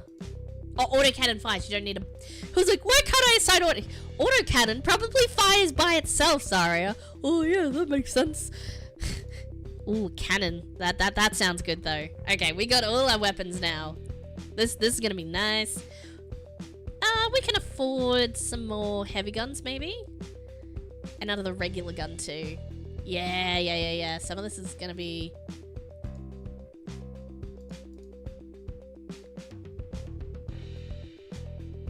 Wait a minute. Oh, I still want regular gun there, though. Yeah. Okay. Yeah, this is good. Yep. Alright, let's go.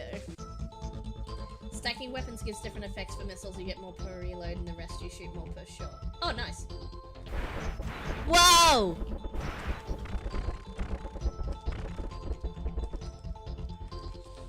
Okay, I should probably not spam those last couple.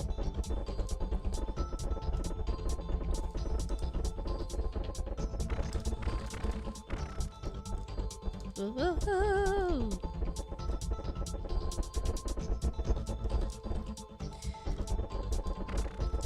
Come back here. So we're nearly at the end of this one. Conrad? Oh man, that is the word that my brain decided to remember. Whoever was actually next, it will be very soon. So if you're still around, we will coming up soon.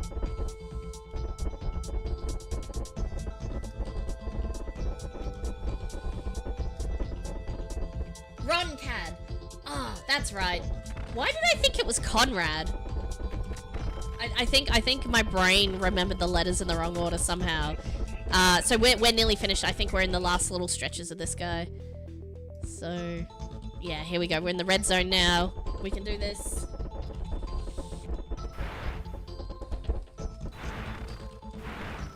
Nice. Oh, that's nice. Actually, that's really good. Oh yeah, other things, obviously I said I like the art, the sound works in really well with it and all the other things, and my written comment is going to be nowhere near as detailed as what we talked about today, because I can't write things, because I'm awful at it. But you know the things, so I've said the things, so I don't need to write them again. I'll just write, really nice game, I enjoyed it.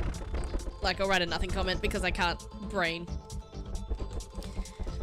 And I think it's more valuable to see somebody interact with your game. Much in the same way as, like, designing the interface. Like, somebody won't be able to tell you, necessarily, what it is about their experience as they're playing after the fact. Because they'll either forget, or they won't know how to put it into words and things like that. But seeing somebody and how they figured out how to play, that's the most valuable.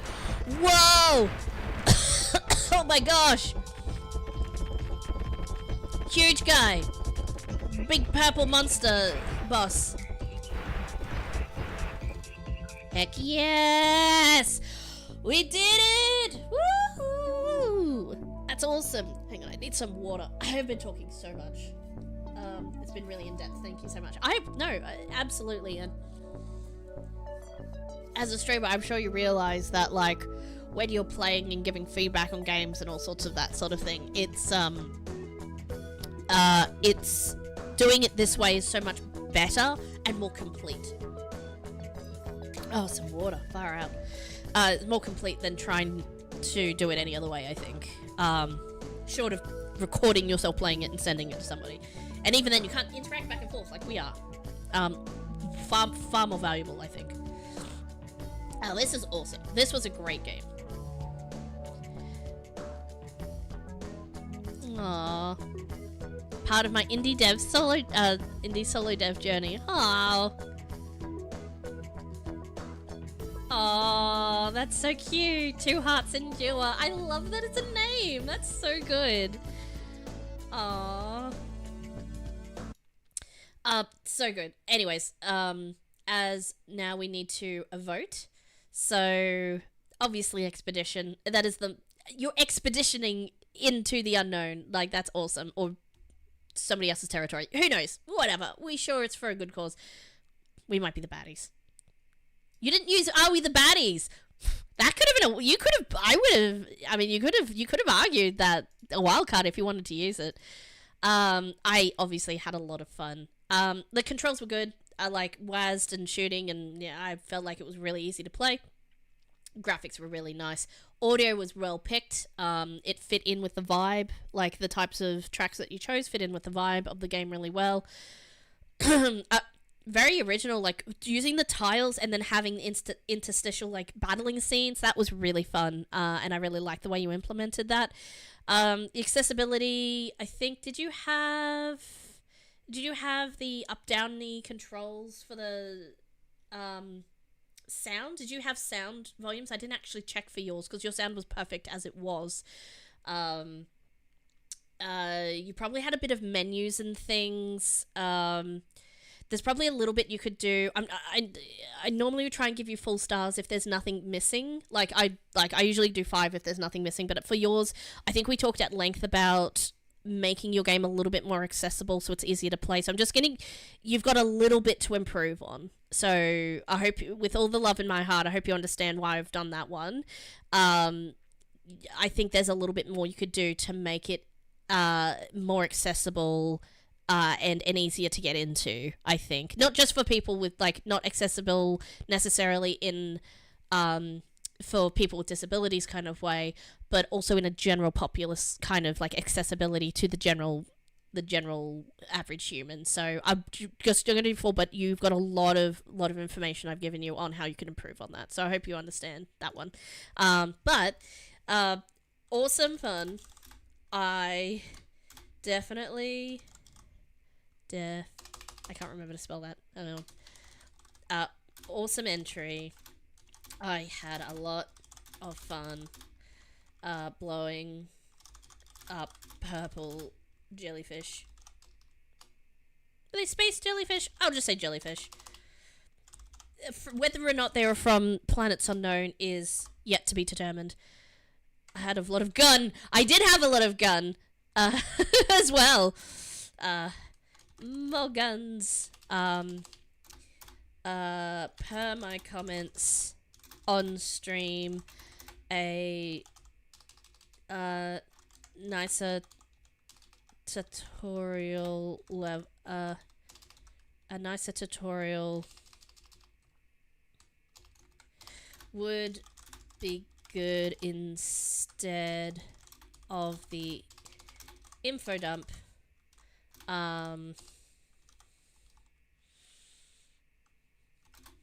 But otherwise, solid entry. Smiley face. Anyways, I hope that remembers what the things I said. Because, again, I can't write all the things I said because it's too hard. Okay, Runcad. Runcad, you posted your link here. There it is. I've got it. I have it here. A lot of gun. I had a lot of gun. I did have a lot of gun. I also had a lot of fun. Ooh. Oh my gosh. Oh my gosh. Animated cover image. I think in all of my time of jamming, I didn't click that you could do a animated GIF for your cover image. I am 100% going to do that next time. That's amazing. I love it. A mysterious space adventure where you parkour drive around a strange planet. You just, expedition into the origins of magic. Cool. Alrighty. Origins of magic, here we go. Yeah, that's awesome. Like, well done. That's some polish right there. Here we go. You are searching for the origins of magic. Man, imagine you could just go and search for the origin of, like, where magic came. Like, if you lived in a world with magic and you could actually, like science your way to figuring out where magic comes from. Like, that is so super cool. 100%. Why am I getting tagged in so many things? I don't know. So gameplay. So navigate your way over floating rocks and reach the golden marks. So move forward, change direction, and brake. Okay. So it's like a forwards kind of one. Reset the current level. Advanced dialogue with space. Okay. Super simple controls. Like, we should just be able to jump. Honestly, I probably could have figured that out if I just jumped straight in, but I like to read any instructions as given to me as much as possible. Alright. Let's see. Ooh, that's a bit of a weirdness. I think you absolutely positioned that from the top left-hand corner, I presume, rather than relative position. But that's okay. That is fine. Let's see. Nice.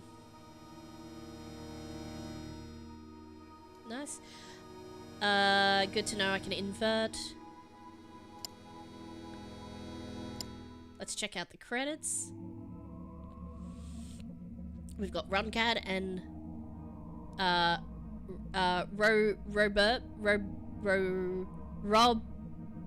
Rubberab. So Ron and Rob. I'm just gonna say Ron and Rob, like, oh my gosh. So you both did game design, game development. Runcad, you did the programming, and Rob did the character models. Nice. And Rob also did the music. Awesome. 3D animation. And what else have we got here?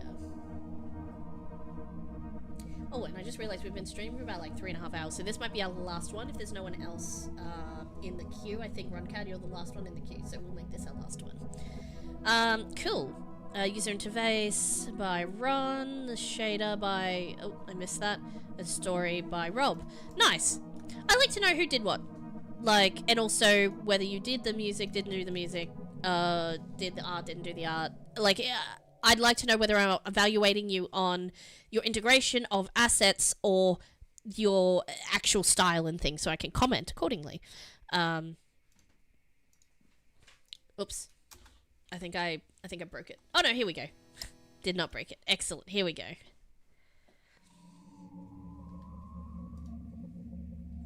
For millennia who've been searching for the origins of magic. Oh my gosh, that 3D model. Oh, that's creepy. Oh, look at it go. Oh, you're riding the giant hand. This is amazing. The current of magic finally brought you here. Planet amid stars in the universe that seem to be ancient, maybe even older than the universe itself. Sorry, just need some more water. Press the escape key to... Oh, interesting. Oh my gosh, oh my gosh. Oh, mouse to... Yep, to look around. Gotcha. I can't believe I'm riding a giant hand on an alien planet. This is fantastic. I'm just taking a moment to appreciate and enjoy the environment here for a second. Whoops. I fell off the edge. What happens when I fall off the edge? I die? I restart? Yep. Oh, we can boost that a bit. I'm gonna try riding a mage hand. I bet my DM would hit me with the book. Heck yes. Torment your DMs. I've only played a couple of D&D myself before, but I think that sounds fun. I watch a lot of people play, I should say, and so I fully support and endorse this idea. The air is sizzling with magic. You are getting closer. Whoa. Okay, here we go. This feels good. This is like... Ooh, okay, yep. So surfer mechanics is the vibe and the feel for this one. And I love it. You did a good job of making that... Oops. Except I'm bad at it. Don't take into account the fact that I'm bad at it, that I'm not enjoying it. Because I am. I can't get over we're riding a giant mage hand. This is... Yeah, forget a broom. This is the type of transport where it's at. Whoa.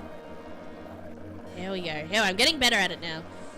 There we go. I just had to concentrate. Oh, okay.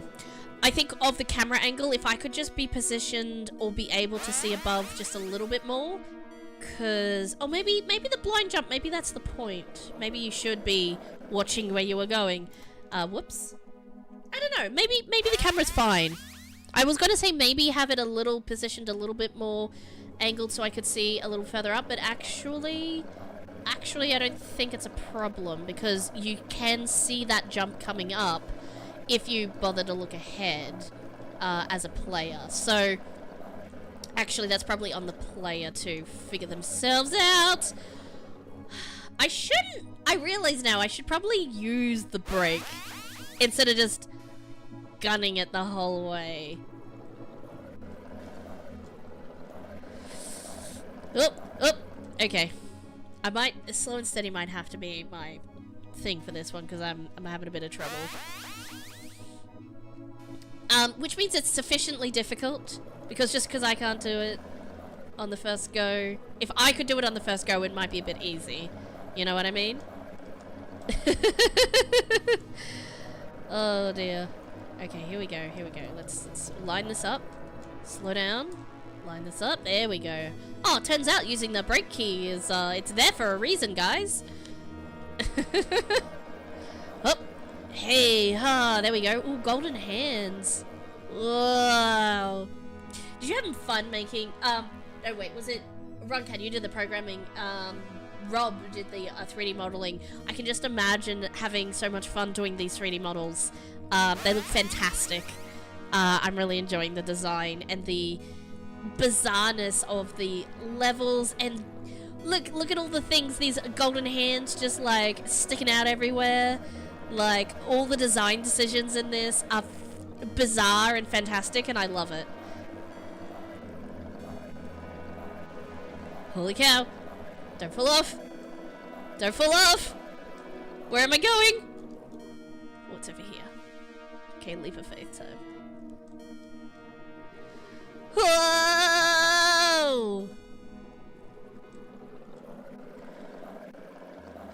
Oh no! Oh no! Oh no!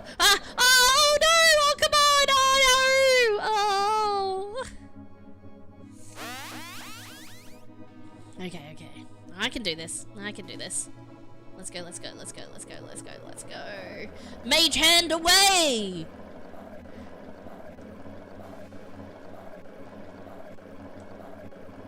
I bet people could speedrun this. Man, okay. Time for constructivism's time. That is to say, constructive criticisms. I would love a little timer that tells me how long I did each level. Or, like, maybe the levels in total, and then, like, pauses in between on the little things. A golden torso, the only one around. Do all the arms belong to it? I reckon you could get a high score leaderboard going. for least amount of time taken for a speedrun. That's all this is missing, pretty much. Because, obviously, you can make a much easier go of it if you go slower, but, sorry, I've been talking so long and my whole face is complaining now. Everything from my throat to my nose. Fantastic. I'm loving this so much. And it feels really good to play controls wise as well. So yes, this would make for a really good speed runner. Yeah, just add a couple of like a timer, a high score board, done. Easy. So post jam if you want to. Oh, I got stuck. Fall down to the bottom. I'm presuming I'm collecting all the little pieces of everything, so I presume I'm getting close to the end. Maybe. So, I imagine it would have taken a while to, like, handcraft these levels, obviously, which are obviously handcrafted, as opposed to, you know, it's not the kind of thing you can procedurally generate, if you know what I mean. So, there's only so much time you have in a jam to create levels, and there's only so much time if I want to complete a game to play. So it works out good for the both of us, or something. Oh. Whoa, okay. Jump. There we go. Doing well, doing well. That was close, but we're still good. Man, this is keeping me on the edge of my seat. I don't know about you guys. The head! We found the head. The head speaks to you. Oh, this was the animation at the start. It speaks to you in a language you don't understand, but you feel a surge building up deep inside. A desire. The desire to take part. The desire to join. To leave a piece of you. The desire to create gold. Wow. Is this game? It was the magic, the power to create something, and the power of creativity, and it's actually a meta comment about the game jam itself. If it's not, I choose to interpret it that way, and you can't stop me. That was fantastic. I wasn't expecting that to get so deep. Like the magic was in you the whole time. Ah, oh, that's so awesome. That's so great. I read all of the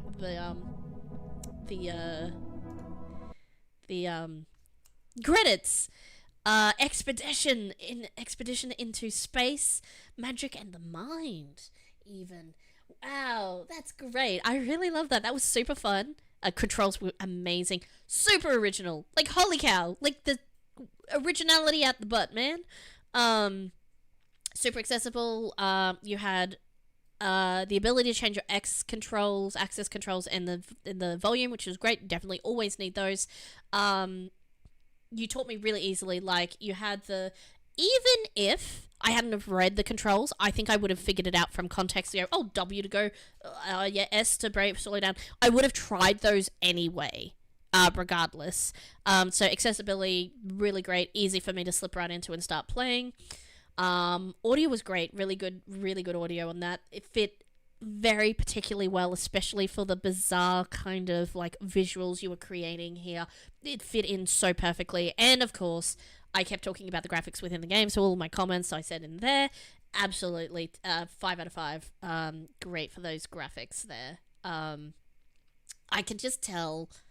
I don't know how I can, but I can just tell how much fun was had making the probably the game in general, but also the visuals in particular.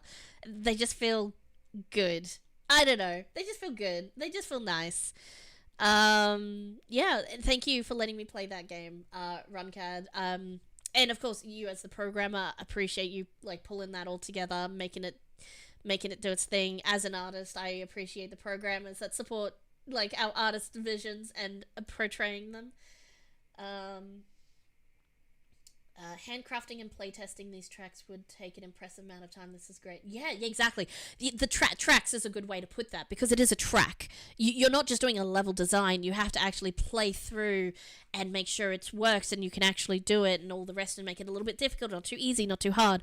And I was on the edges of my seat most of the time, and as I played, I got a little better at it. So I was figuring it out, so I got better at it and had an easier time. And that's exactly how the level difficulty should be. It should be difficult until you learn, and then it gets a little easier, and then you ramp up the difficulty, and you sort of like it's like a very delicate balance. And I think you rode that line really well, in general. So yeah, really, really well done.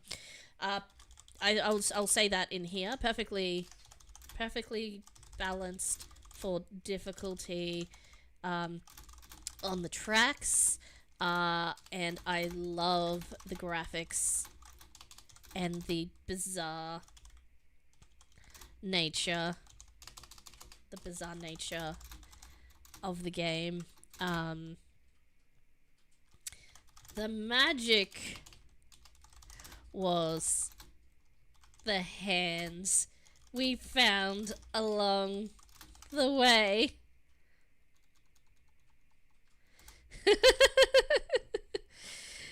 Something, I don't know, it is something silly. That was really good though. Thank you. Thank you for participating. Thank you for inviting me to play your game. And I really enjoyed that one. That was really good. Yeah. For constructivisms or additional things you could do differently and change and that sort of thing. I would play more levels. I would like some more levels, please. Like, I guess the experience start to finish was really good.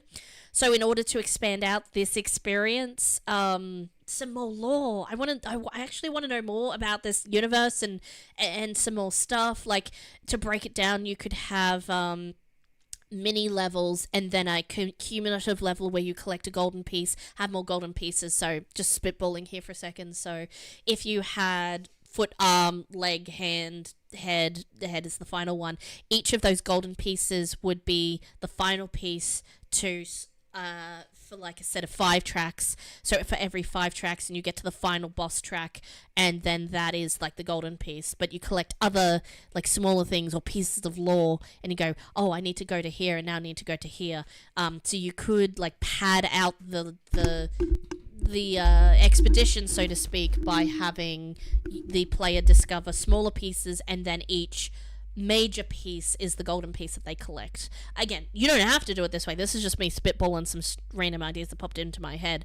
If you wanted to do post-jam work and like create more levels and make it a larger game and stuff like that, because I think this is, I don't know, something about this game really struck me and just really I really liked it. So there's some like sort of post-jam ideas for you, but yeah, well done guys, really well done. What was I gonna say? Oh yeah, that was our last game, I think. Now I just want to make sure that somebody who was in chat, I think Panda, there was a Panda a while ago before the game before last, and I didn't see them come back again, and I don't even have like the link for them. So I'm sorry, Panda, if you're out there. I would have played your game, but you're not here, so, and I gotta finish up stream now, but I will probably be streaming again tomorrow. Hopefully maybe try and stream in the morning, potentially, if I can. We'll see how we go. If not, it might be another afternoon stream, or even probably not an evening stream. It'll probably be a morning stream if I get to it. But if it's not tomorrow, it'll probably be a couple more streams this week. So if any of you all know if someone wants their game played or rated on stream, feel free to send them my way. If you just follow, then you'll be able to see when I go live. Otherwise, I will post. You don't have to follow, actually. If you just want to look in the Jam stream channel, I'll post in there when I'm about to go live. Usually I try to give a 30 minutes heads up also, or I'll let you know when I'm actually live in there as well. So, that being all said, thank you everyone for joining. I think we had some fun.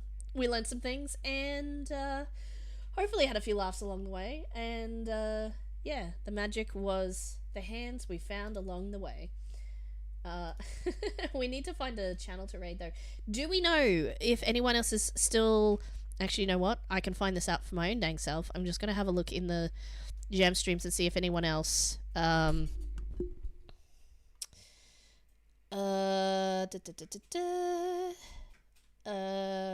is there anyone who's currently streaming? Is Frequency... Odin, I know obviously you rated me, so you're not streaming at the moment, but is potentially... I assume Frequency... Like, it's been such a long time, I think Frequency would have finished stream by now as well. Anyone else aware of anyone else streaming Godot stream at the moment? If you could raise your hand, please, in an orderly fashion. That would be great. Otherwise, I'll just find somebody randomly doing something.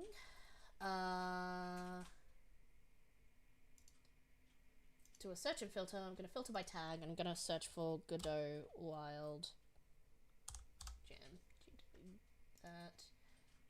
No one streaming with the tag. Yeah, I think most people would tag. Would post in the thing rather.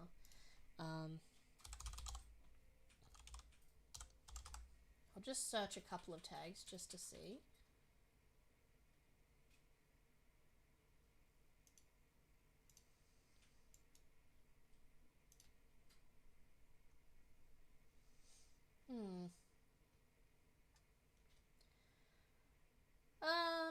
Well, that being the case, we might just find someone doing Godot in general. Because that's a thing also.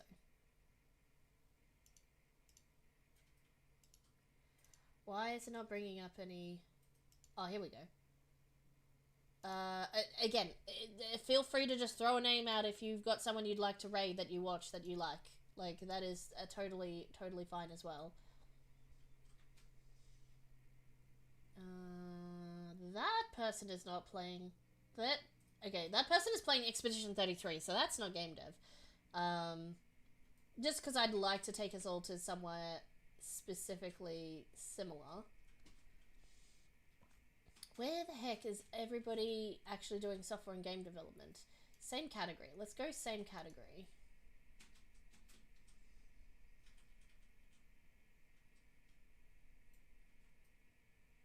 Here we go.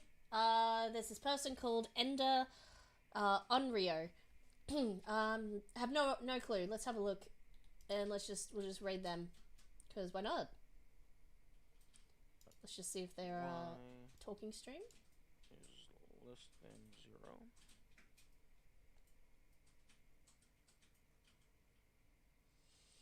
Cool. We're gonna raid out. Thank you all again for joining, and yeah, even if I've already played your game, I'm not going to prevent you from returning. You're not banished, so so I will see you later. Bye.